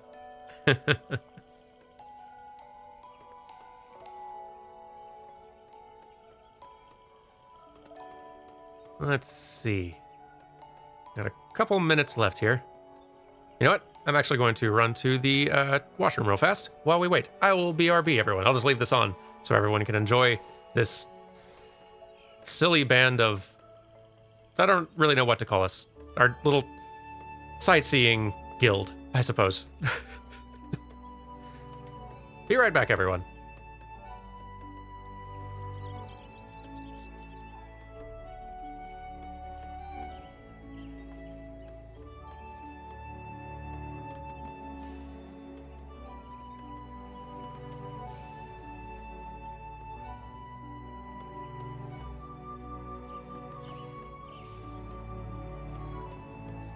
Hello everyone! I've stolen the stream again. How is everyone doing? Are you all enjoying the sightseeing trip?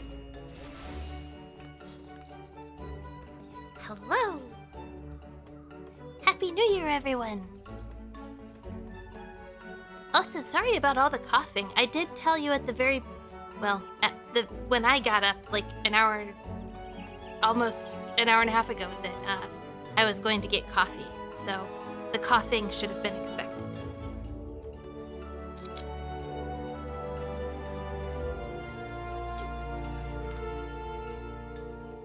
Everyone's up the furniture like cats. Yes, they are.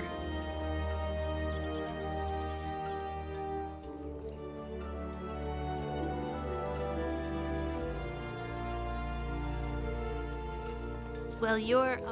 oh, what kind of coffee, what roast? It's light roast, because that tends to be my preference. And I think it's from the Congo or something? I don't know. I get coffee from a place that... it's called Tiny Footprints Coffee, and they, claim that they do eco-friendly replanting and sponsor smaller coffee growers and stuff like that. So, I don't know. I haven't looked into their claims. I just like their coffee. But, yeah. Oh. Hello. Oops. Well, time for me to go.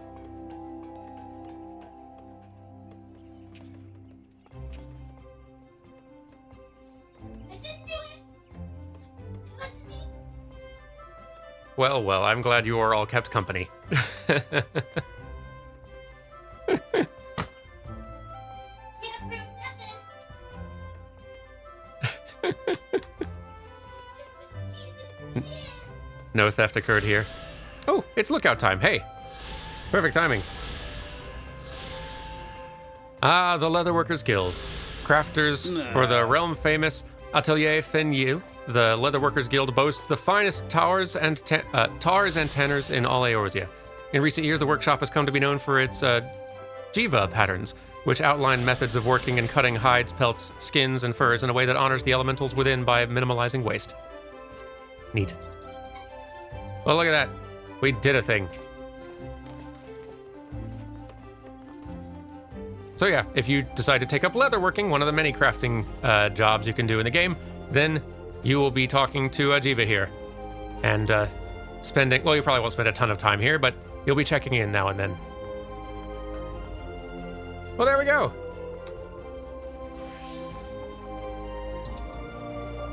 Hey, Dan, hello, and Happy New Year to you as well. Welcome. We're sightseeing and just kind of hanging out, doing side quests, whatever, you know.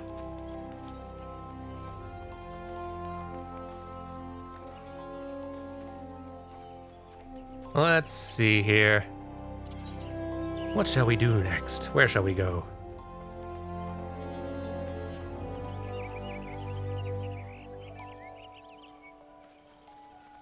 Looks like we've got one. Oh, we got another one active in Middle Enosha, back at the Skylift. Try that one out. Assuming it's a clear day. Let's see, that'd be number 4, I think. Yeah, let's, Middle Enosha, let's give it a shot. Let's see if we can make it. Darling, I love that. 1, 1, 2, 3. I love it. Thank you for the thank you for the Sonic. We have a Dan Jones visit and a Carrie Mayhem minute. This is a good day.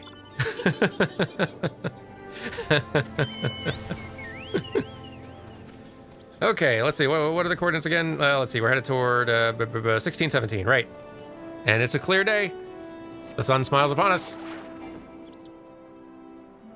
So I think we're heading out toward. Oh, it's a crab. It's a very good mount. This is thank you, Sonic. This is let's see. This is a character enemy model that was from Final Fantasy XI that they just basically brought directly over. It was also could be used as a mount in 11, and I love it. It's perfect.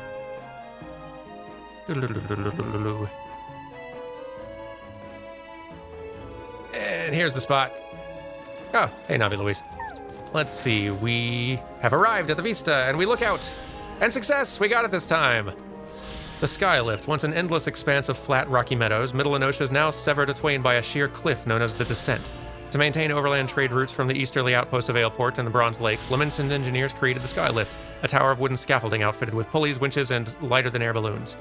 So that's this Skylift thing we're on here. Let's ride this upsetting thing and get a better look. Oh, this is the thing. They built all this to manage... to better manage, like, shipping and transport and stuff over this cliff edge here. Cool.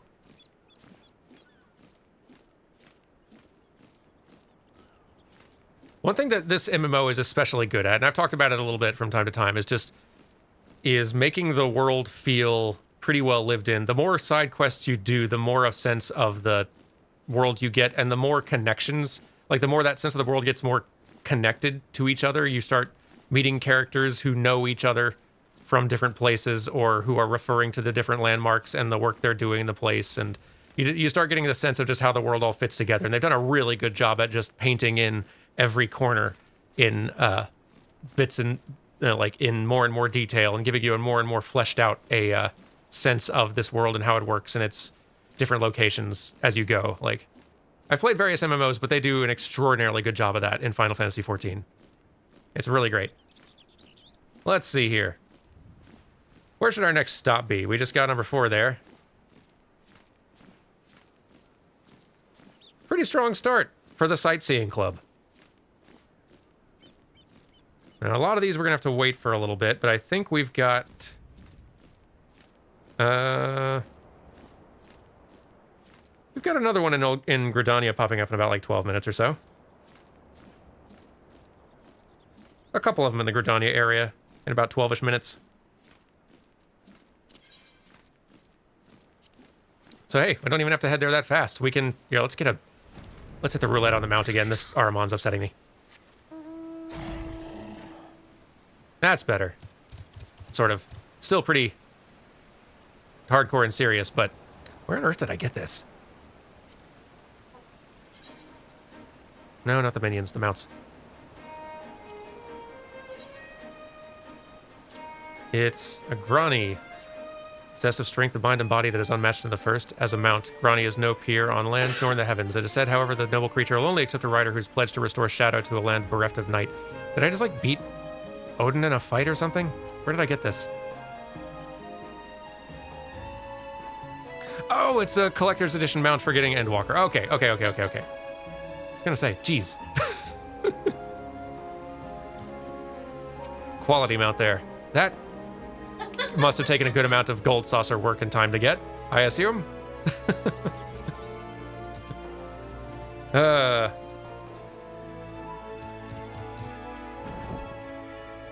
Ooh, it sprouts little banner wings when you fly. Neat. Fun. Let's just like poke around and look around the space now, since we got a little time before we need our next sightseeing view. So hey, we're in Middle Lenosha here, which connects to, let's see, Western Lenosha, Eastern, and Lower as well. Goodness. Well, let's head to Lower.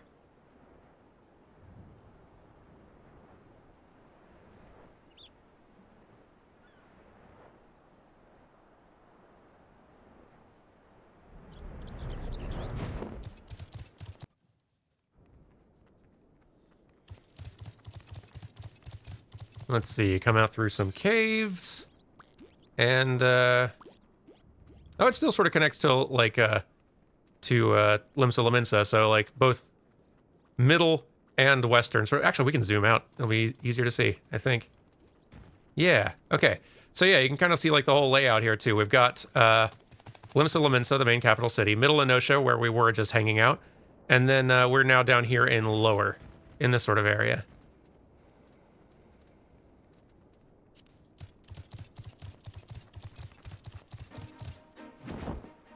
I like Lower Lenosha a lot. This might be one of my favorite ones of the area. I really like the windmills over here. Just this whole farm hill thing is great. This kind of coastal cliffs business. You got Aleport down there. Yeah, Lower Lenosha is A tier.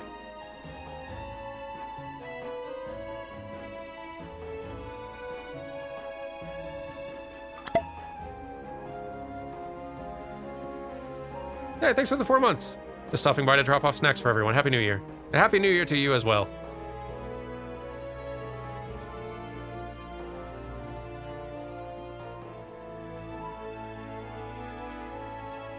We spent a little time out here in Lower Lenosha. Not a ton, but a little bit. Aleport especially. We've come back to Aleport a couple of times. When we did the battle against Leviathan, here is where we departed from. We kind of came down here and got on board the weird crystal-laden ship to go do that battle in this location. Came back here with doing the Dark Knight quests briefly.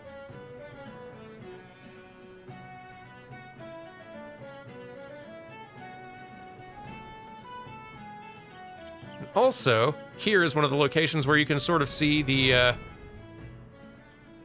some of the Dalamud Impact Ether Crystal Formation. A pretty spectacular one. So all the different locations in the Eorzea have sort of remnants of these sort of crystal formations of just the devastation of the Dalamud event. And they all have kind of a different look to them.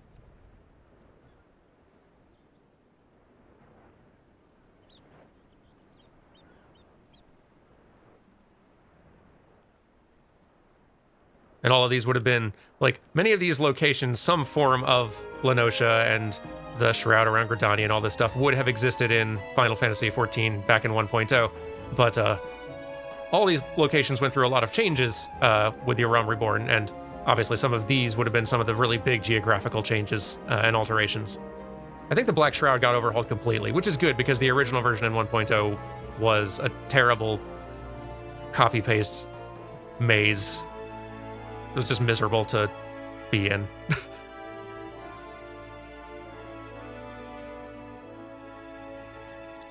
Stretch and hydrate. Those reminders came in a little bit ago. Not a bad idea.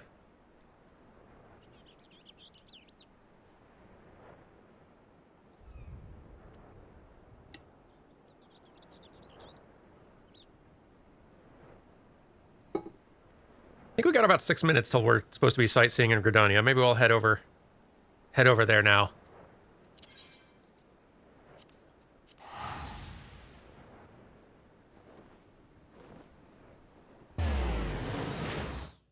Need to head to Apkalu Falls, a place that's just in Old Gridania.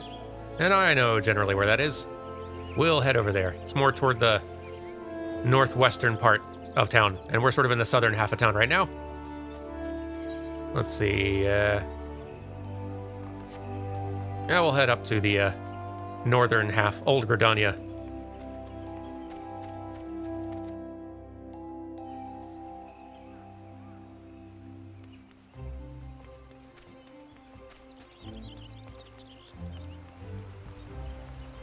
I don't know what weather we need for this one.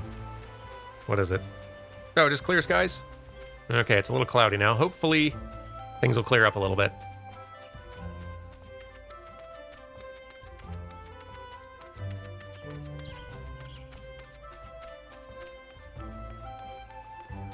So this, just about is the Apkalu Falls area.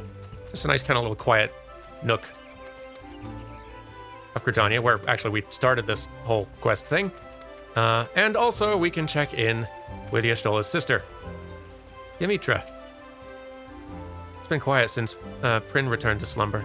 Though we spent but a short time together, I'd grown rather accustomed to the familiar's chatter. Even the stoic wood whalers eventually overcame their caution and began to offer the talkative tome their morning greetings. That's a thing. I was wondering, what are you talking about? Right, that's summoner quest stuff, because also, if you take up the summoner job, Ymitra will be your trainer for a good while. So you'll be spending a lot of time with Ymitra here, getting to know her better. So, let's see.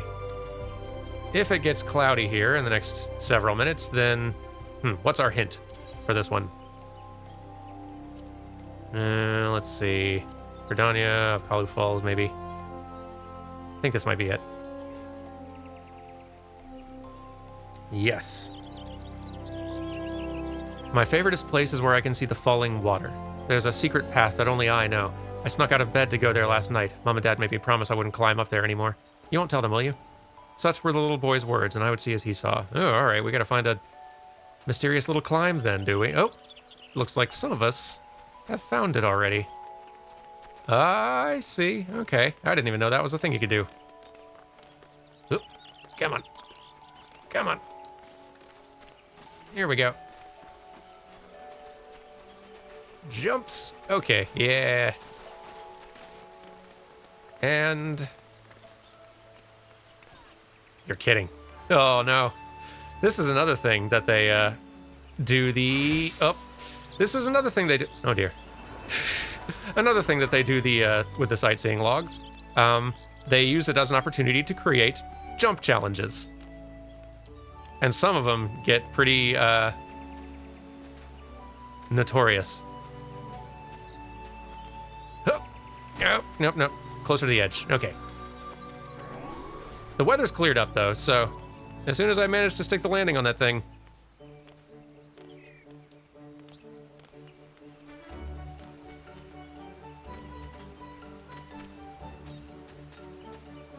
let's see... Ha! Not quite. Maybe there's more of a elevated point to jump from.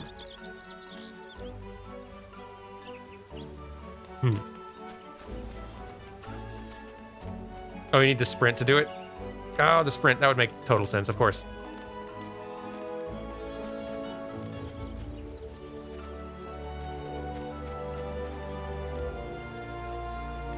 An even taller point to jump from, though. Maybe you can do it even without.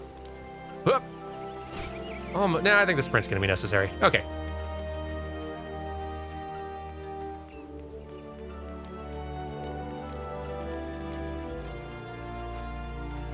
Fortunately, if you're wanting to cheat a lot of these jumping puzzles, well, you can't cheat it that well, as someone does have to get themselves up there.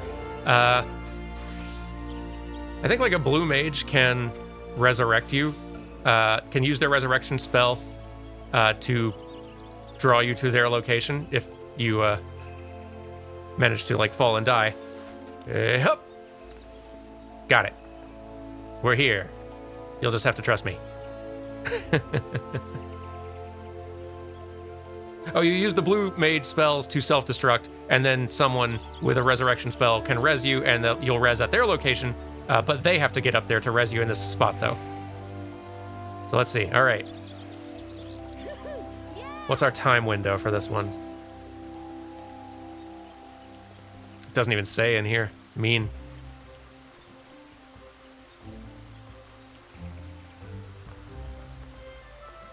At 6 p.m., so we're almost there. And then right after, we can run outside to... where is it? Little Solace, yes. And the East Shroud, where there'll be another one.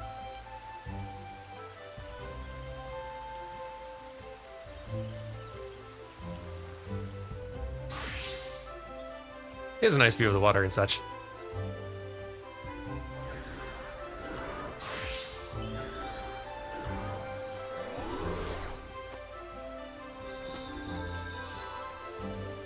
Is it necessary to watch the Hildebrand questline, or can you watch Durmin's adventures after it and not be lost? The Hildebrand stuff is almost entirely self-contained. In fact, I have played up to current in the main story questline, and I've not seen any Hildebrand quest stuff beyond what we did in the in those 5 episodes with Joe Cat. So you're safe. It's entirely optional, just a side comedy thing. Okay, and it's time. We can look out. And we got it. Apkalu Falls, named after a failed attempt by an ambitious Gridanian merchant to hatch and breed Apkalus in the Lin. Apkalu Falls is most remembered for serving as a place of meditation for the late Louisoix Levasseur, Circle of Knowing Archon and Hero of Eorzea. That actually sort of makes sense. This seems like the sort of place that Louisoix figured would have spent time in town. This is probably, I'm assuming, actually where you would come in 1.0 to talk to Louisoix as an NPC in game. I'm guessing this is where the NPC just was. But okay, let's go to East Shroud. Outside town.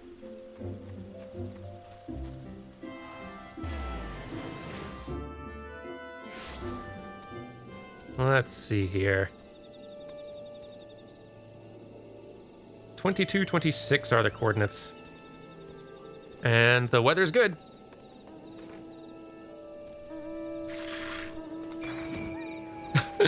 Yay. Out of season, but still. So let's see. Northeast of here. Well, mostly just east of here.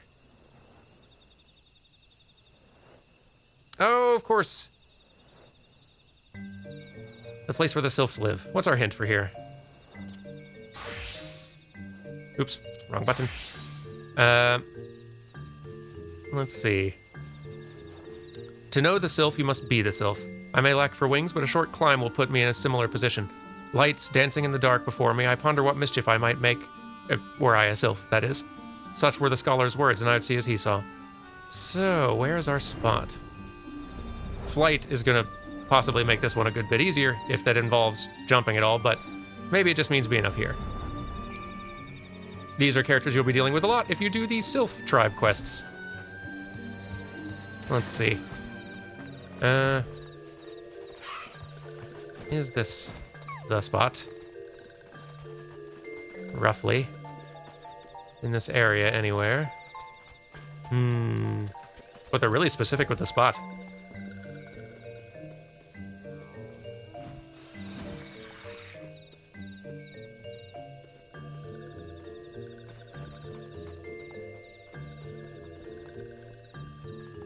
Where do you need to be?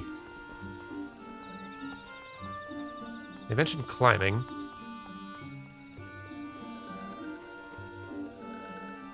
Hmm.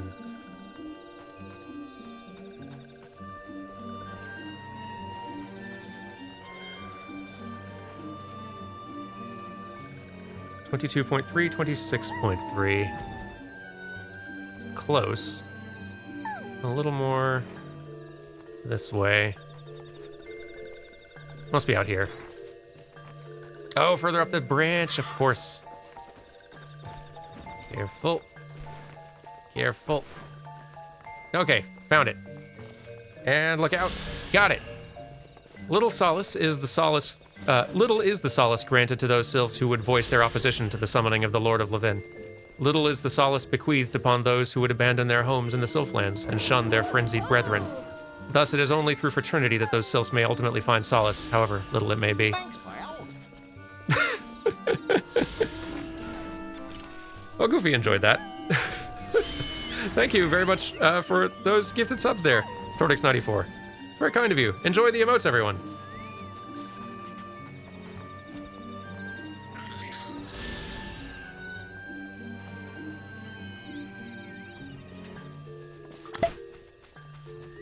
Ah. Look at us go. Look at all the sights we're finding.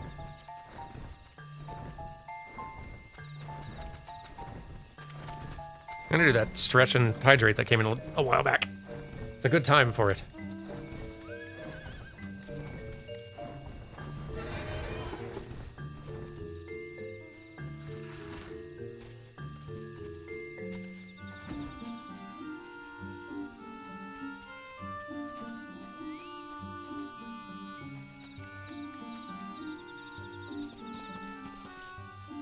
Oh, thanks for the 4 months there, Camille Meta. And Happy New Year to you as well. Is Durmin's New Year resolution to complete the sightseeing log? Not really. I was mostly just doing this kind of for fun. Thought it might be a fun excuse just to run around the world to different locations and see some old familiar places, get to focus a little bit more on neat visual elements that we not really gotten to focus on before. Maybe do a side quest here or there. Mostly just an excuse to run around as Durmin a little bit more. Since we won't be kicking off Stormblood probably for a couple months or so. Oh, is number 6 up? Lower Lenosha? Let's see. Oh, right you are. Yes. Let's see. We got 11 minutes for it. Let's see. So, Lower Lenosha, 2340 are the coordinates. Let's do it.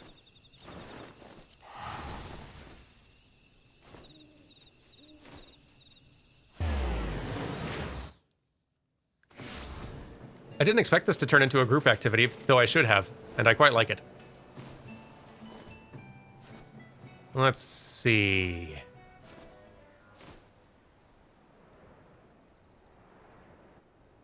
Almost there. Yeah. Yep, this feels about right. I had it a second ago. Here we are. Ooh. Nice views and everything.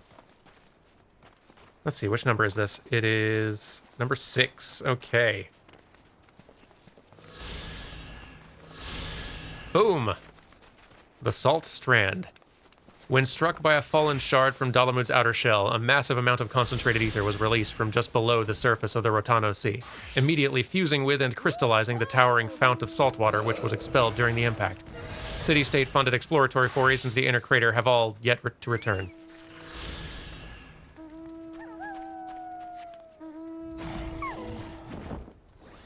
And it's night, so this stuff really should be starting to glow a bit more now. Though this one might not do so quite as brightly as some of the other ones. Yeah, more just the center. Still cool, though. And apparently that's it for sightseeing for about a half hour, because there aren't any more that pop up for a bit. Still, though, a solid start.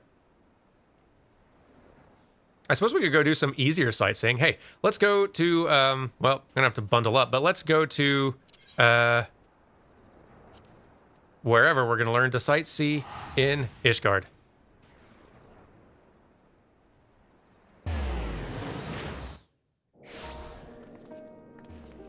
Okay, this is definitely not warm enough for our current situation.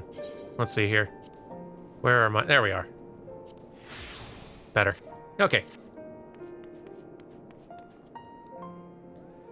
Let's see.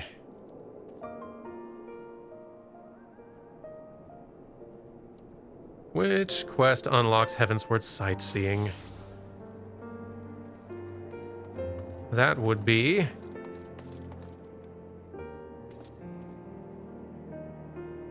Hang on.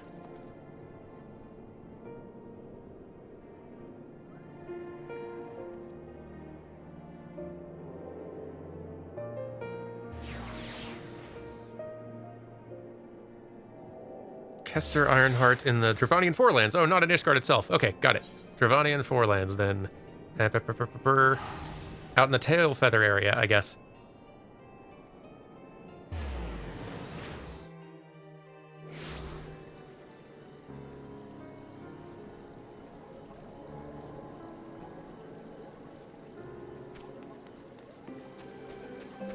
There's our guy, and a crowd has gathered already.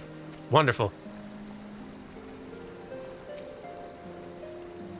Well, paint me yellow and call me a chocobo. That's Millet's sightseeing log you got there.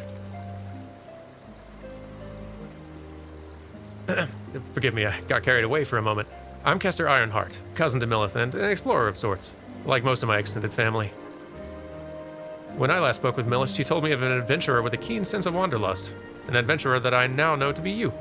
What say you lend me your log for a moment? But don't worry, I won't eat it or anything.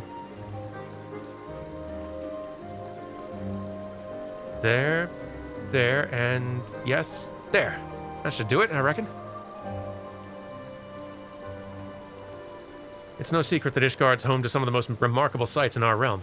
Mind you, I've not seen them all myself, but I certainly know where they might be found.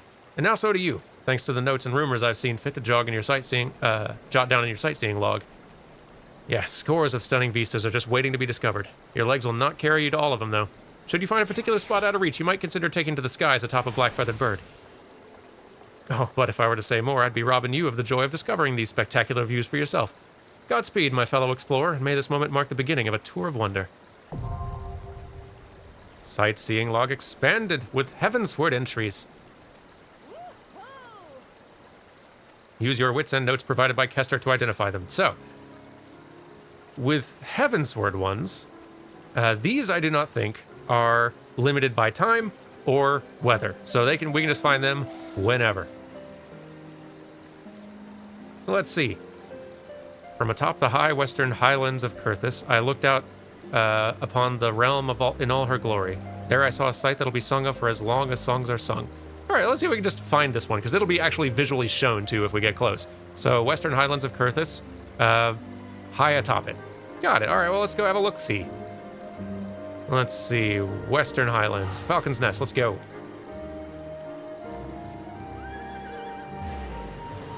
Oh, so a few of them might be time-locked, but the rest will be free? Okay, good to know.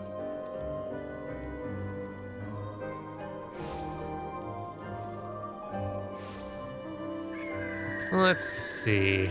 High atop.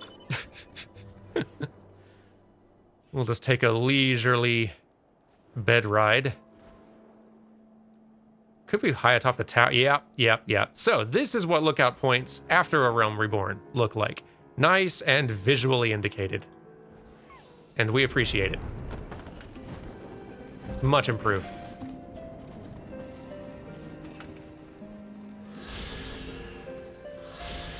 And there we are, number 1. Falcon's Nest. From its humble origins as a lonely cluster of barracks nestled in the mountains of western Kurthis, the village of Falcon's Nest grew and prospered until the calamity came and the icy winter took its deathly toll. Its name derives from the falconers who reside there with their snow-white charges, defending their mountain home from the Dravanian threat. It is nice being back in Heavensward locales.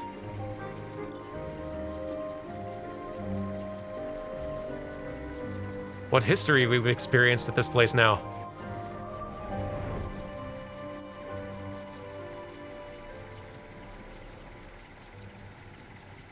And yeah, boy, locations did get bigger in Heavensward.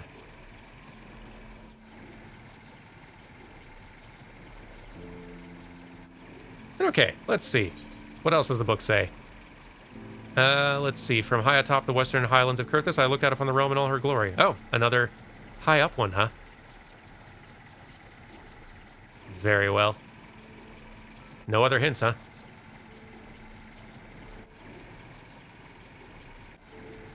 Guess we'll just have to look for more tall things.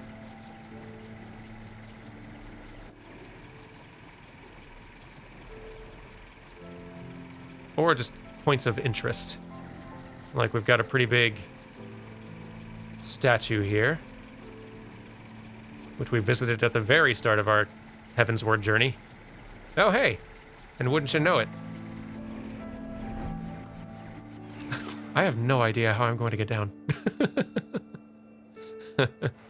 How did you get up? I guess just climbed, huh? Well, alright. Let's have a look. Ooh, maybe we need something other than look out. This might be one of those that requires a different emote. Sometimes they require different emotes. Which one, though? Some of the other emotes which we might need in this location could be rally or sit or the me gesture. Maybe rally. Or it could be pray.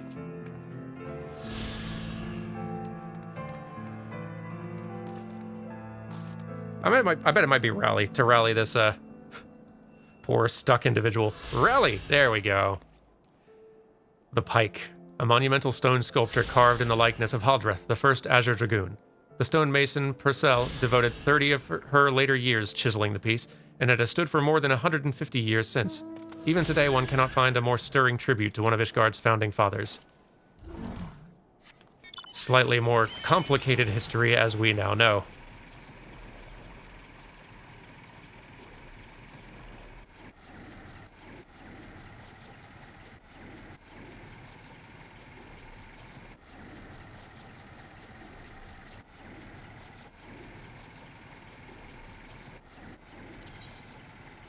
So that one was...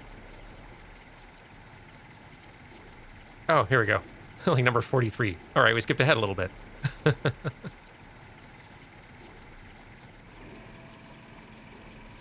let's keep looking around landmarks, see what else we can find out here. Maybe the, this bridge is a pretty major one. There's got to be something on this bridge, on or around it.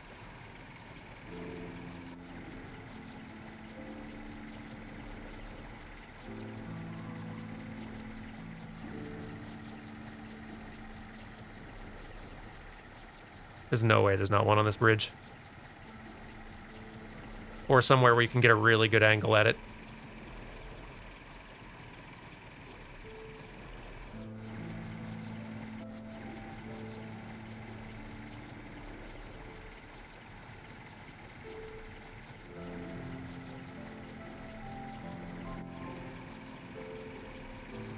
Well, it's a good looking bridge anyway. Wait, people found it. There, it's hiding. Sneaky. Yeah, they can be a little bit more sneaky with these since they're visually indicated and also, like, you can fly to them, so. Oop, careful. How can I land on this? There we go. Okay. Or can I? I do have to land in order for this to work. Come on. Unmount.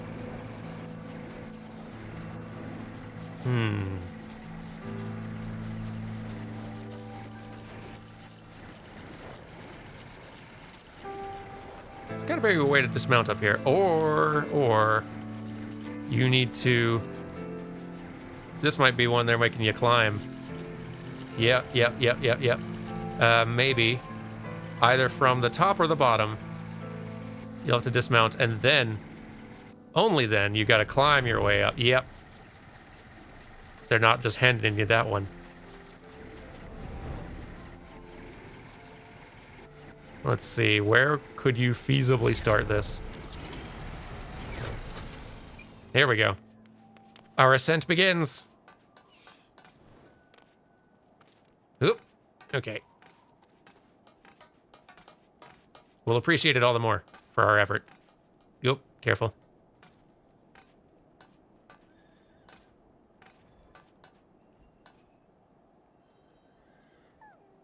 That one all the way up there. Oh boy.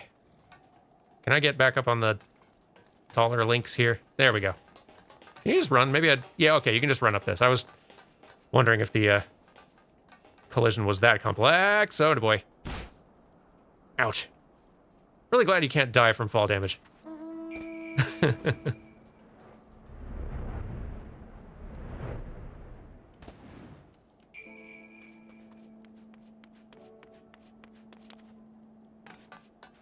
We can do it.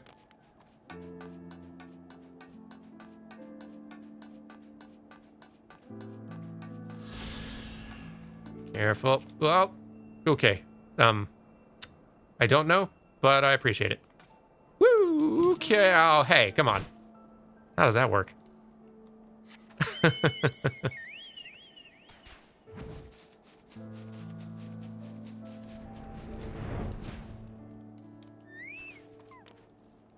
Trolling me, game.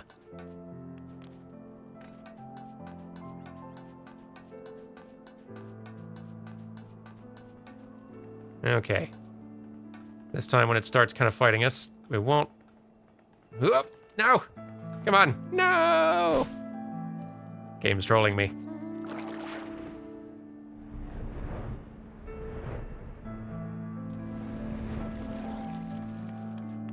At least the music's good.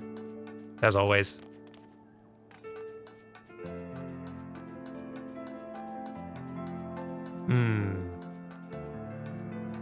Does seem like they kind of start... Wah!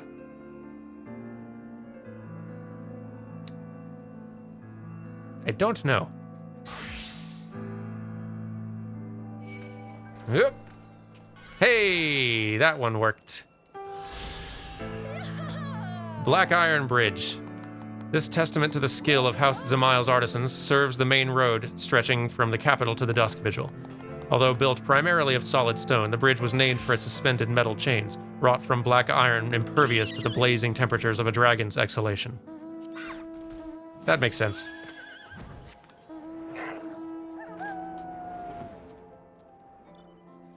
So yeah, leading from this sort of Falcon's Nest fort up there,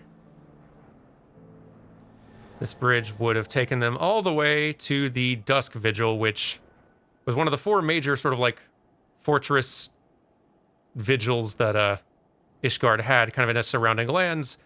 Unfortunately, as a result of the calamity bringing just forever winter to this place, because this would have been all green fields before, and now it's why it's all kind of like abandoned and iced over, and you can see the old windmills and stuff just completely iced over, old farmlands abandoned, all that stuff.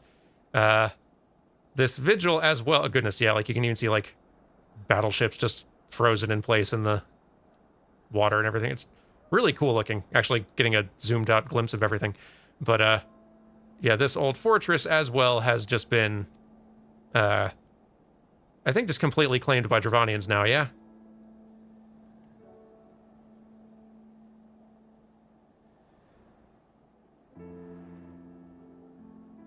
That's actually the Dusk Vigil is actually one of the first dungeons available in Heavensward, except it's optional. It's not one that's mandatory. Oh, hey. While we're here, either Gorgain or Gorgagne Mills. Probably Gorgain, yeah? Gorgain Mills. Sir Gorgain was a proud knight and bannerman of House Durandare until the fateful day when the heir of that house vanished from sight while under his care, never to be seen again. Devastated by the loss of the boy and his own failing, he put aside his blade and built this farm, where he quietly lived out the rest of his days. So Gorgain Farm, that's the farm that's you can kind of see from out here. Cool.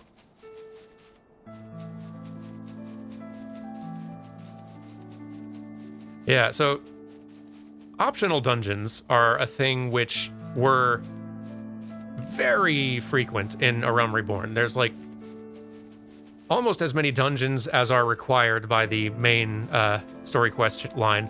There were tons of other dungeons that you could unlock and do along the way that were of comparable quality, which at that time is to say mediocre quality for the most part.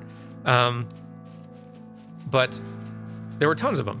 And over the course of the patches post 2.0, like kind of 2.1, 2.2, they released a lot of other optional dungeons, many of which were like harder mode versions of previous dungeons that some of them may have continued the story in some ways or just giving you more flavor or whatever other reason. Thank you for all of the zotes. They stopped doing those hard mode dungeon things after A Realm Reborn, focusing instead on just making new dungeons, and fewer of them, like fewer higher quality dungeons is what they've done since then, and it's kind of for the best. There were still several optional dungeons throughout the course of Heavensward and Stormblood and such. By the time you get to Shadowbringers and especially Endwalker, though, basically all the dungeons they're adding are part of the main story, which I also quite like. It means that you're seeing all of them, and that they are all given kind of like the star treatment.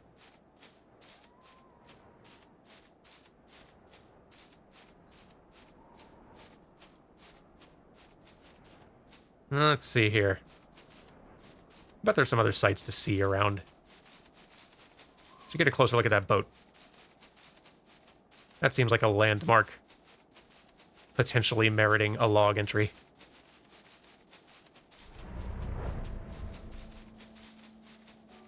Maybe not.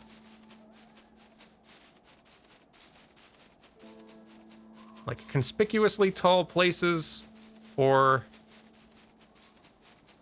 landmarks of particular interest. Ooh, I don't think I've ever seen this little spot down here. That's cool. It's got to be some little optional quest chain that actually gives you cause to come down there.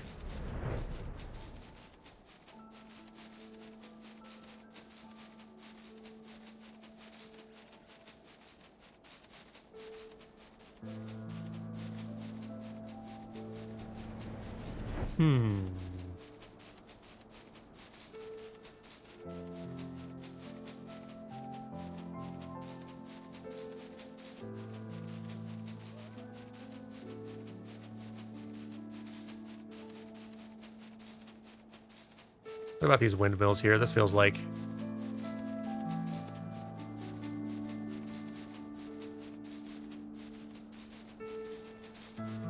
a potential sightseeing opportunity.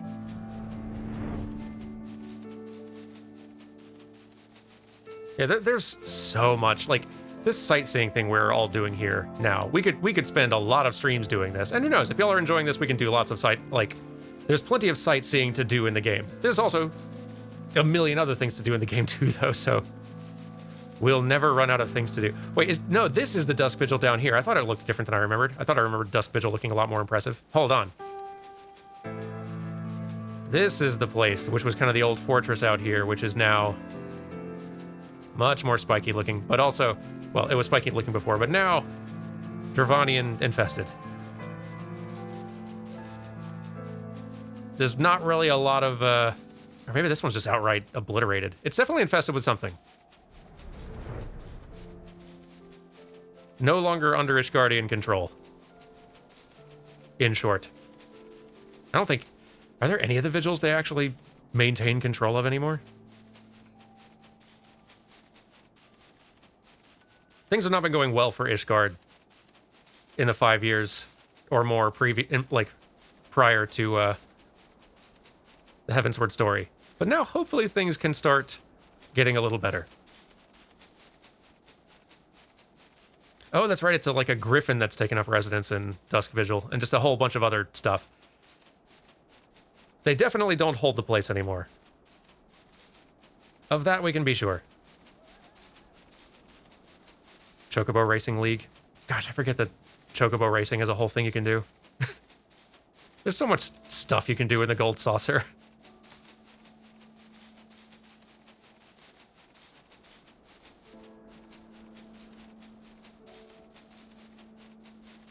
For all the many, many lookout points there are in this game, I'm having a difficult time finding any. Whoa, that's a cool looking one, and a lookout point as well. What is this?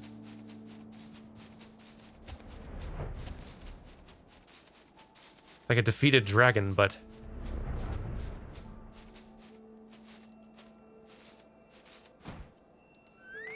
Okay, I can land here, thank goodness. Okay. This one's not for the lookout emote. This needs a different... Maybe a /sit? No? Different emote, different emote.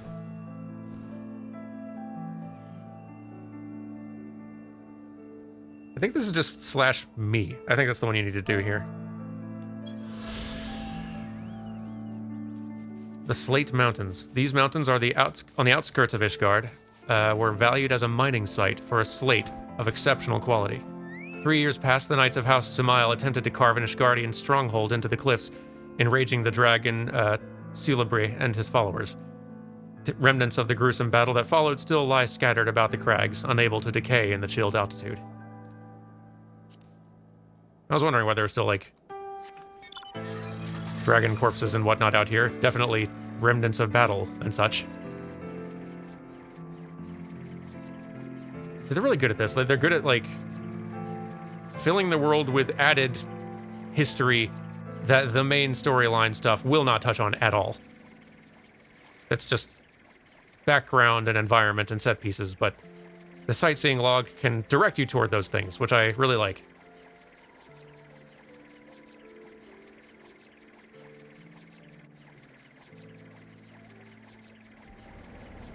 Now, if this is not a landmark, then I don't know what is.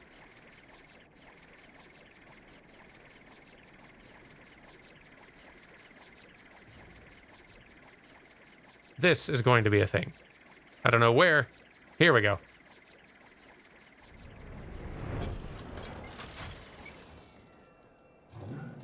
Now this right here is a spot. The Dreaming Dragon. What appears to be an island floating amidst the icy waters of Ashpool is said to have once been a living, breathing dragon, magicked into slumber by the Holy Sea, until ash enveloped its body and its limbs turned nigh into stone. Interesting. Can we get a better long-distance view here?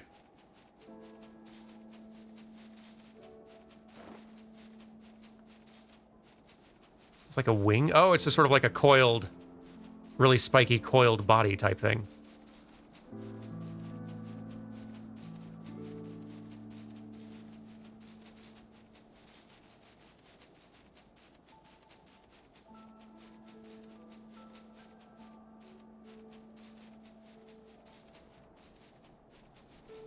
Of considerable size.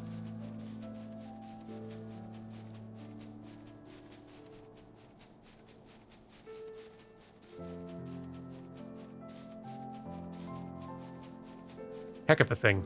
Here's another thing that looks noteworthy, this cliff up here. Also potentially this encampment down here. We stopped here briefly with I don't know if Estinian was in our group by then. Yeah, I think it was. Estinian and Alphino stopped by here before we met up with this L.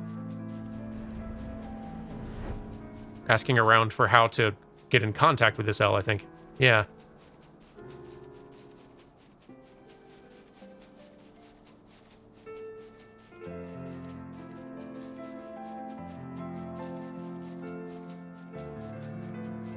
Wonder what these red crystal formations are. Ooh, here we go.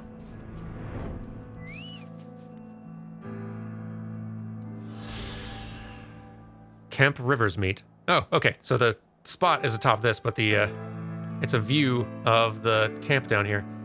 Once a key military outpost for the Ishgardian forces, the strategic location where the waters of the Swift Run and the Kurthus flow together is home to a lone aetheryte shard, which has stood abandoned in the years since the Calamity. Yeah, we checked in on this place with, oh, what's his name? The extremely responsible brother.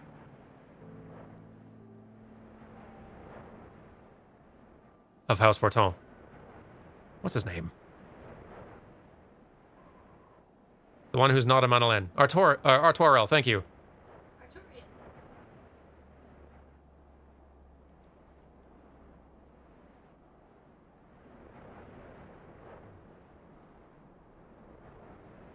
Oh, is this a literal 1.0 aetheryte? Now, like, frozen over and broken? Nah. That's great. I knew the frozen over aetheryte, like, was a thing. It being a aetheryte from 1.0, frozen and now unusable, that's an awesome little touch.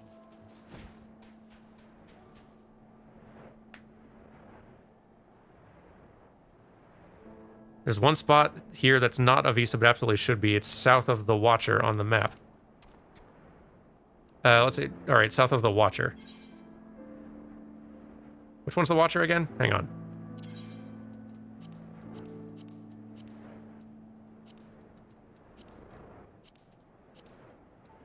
I guess the map will maybe say. South of the... Okay, that's the Watcher. Okay, the Watcher is this thing up here. Right, okay. So south of there.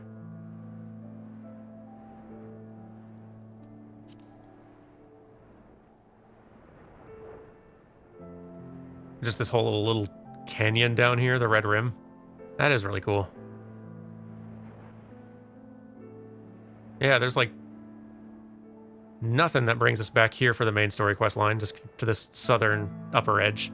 In part because we can't fly at any of the points where we are traveling through here originally.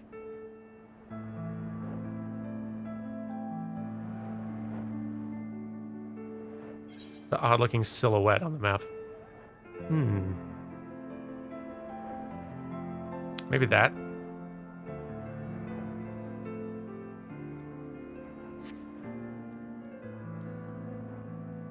What a cool little spot back here.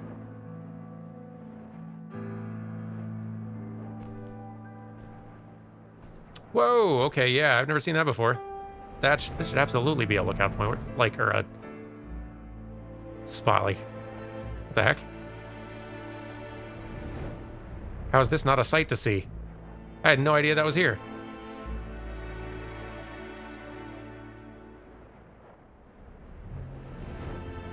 Interesting, I wonder what this is.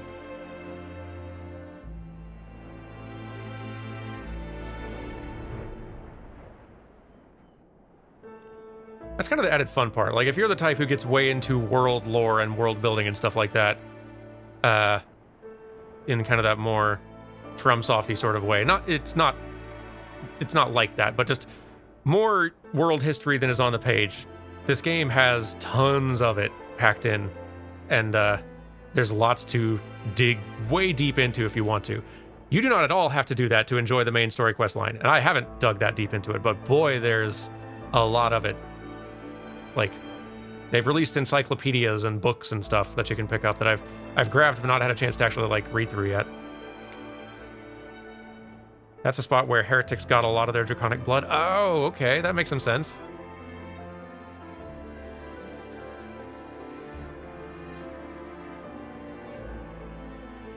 That makes a lot of sense, actually. Seems like this should be in the log.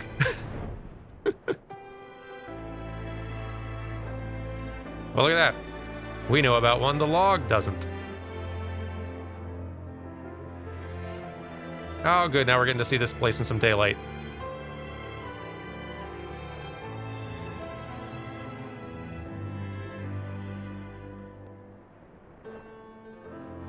Boy, I'm really excited. Like, listening to these good tunes here, I am all the more excited for Stormblood. There is some good music in Stormblood for those areas.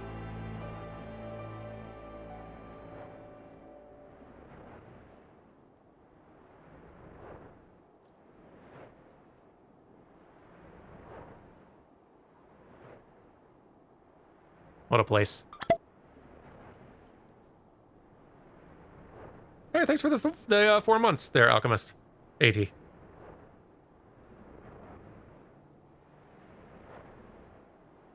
I appreciate all of you.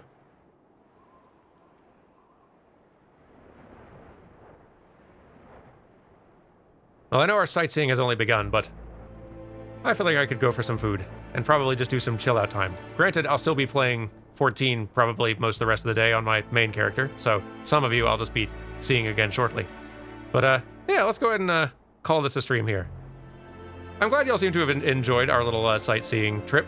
I had fun. I've learned a few new things. And yeah, maybe we can do some more of this later.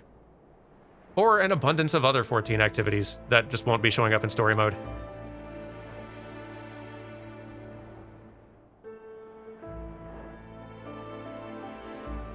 This has been really fun. I enjoy the chillness of the sightseeing, and it's sort of like supplemental story hunting in a way. Just getting a little bit more world info. And also, yeah, just getting a more zoomed out view of all the locations we've been wandering through for the main story stuff. I'd be down for doing more of this.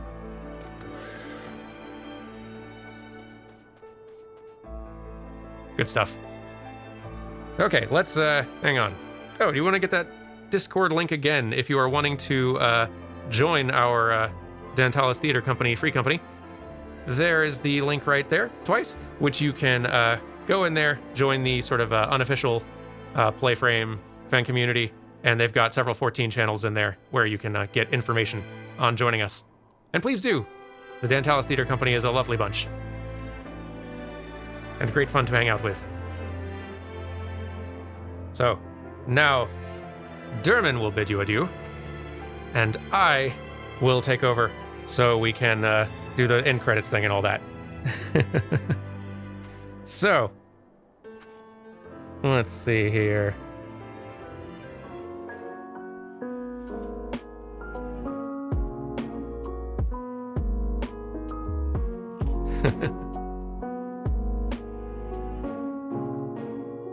Well, thank you all very much for hanging out today. And I hope you all have a lovely new year. I think we've all learned better than to go into a new year like boldly declaring that this one will be the year where things are all great. I think the last, I don't know, 7 or 8 years have kind of beaten that out of us, but I do hope that this ends up being a good year for y'all. Yeah, so here, we won't be wishing that the year is good to us. Let's just say, may the new year rue the day it ever crossed you. How about that?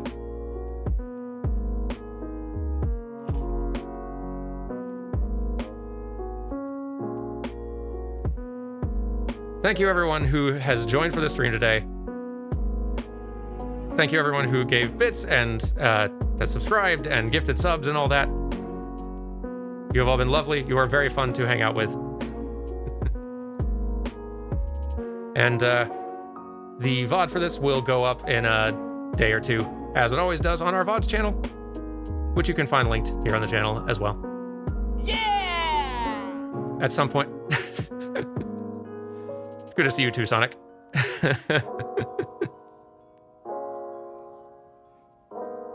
And yeah, we'll definitely do some more Chill 14 streams at some point. On Wednesday, we'll definitely have another stream, probably Final Fantasy V, because we still got to make progress in that, and I can't just stream 14 all the time, as fun as that would be sometimes. But anyway, let's see who we should raid. Well, ooh, I know what we're going to do. So this will be a little bit of spoilers for Wednesday's one-off, but it looks like someone over on Loading Ready Run is playing Melatonin, which if you've not dipped into that yet, Melatonin is basically Rhythm Heaven Sleepy Edition, and it's really charming and pleasant. So, we're going to go raid over there. So y'all go enjoy some very good tunes and visuals. That game is very fun. But if you're not going over there, don't worry. We've got a one-off of it coming out on Wednesday. It's pretty great. Let's get that raid warmed up.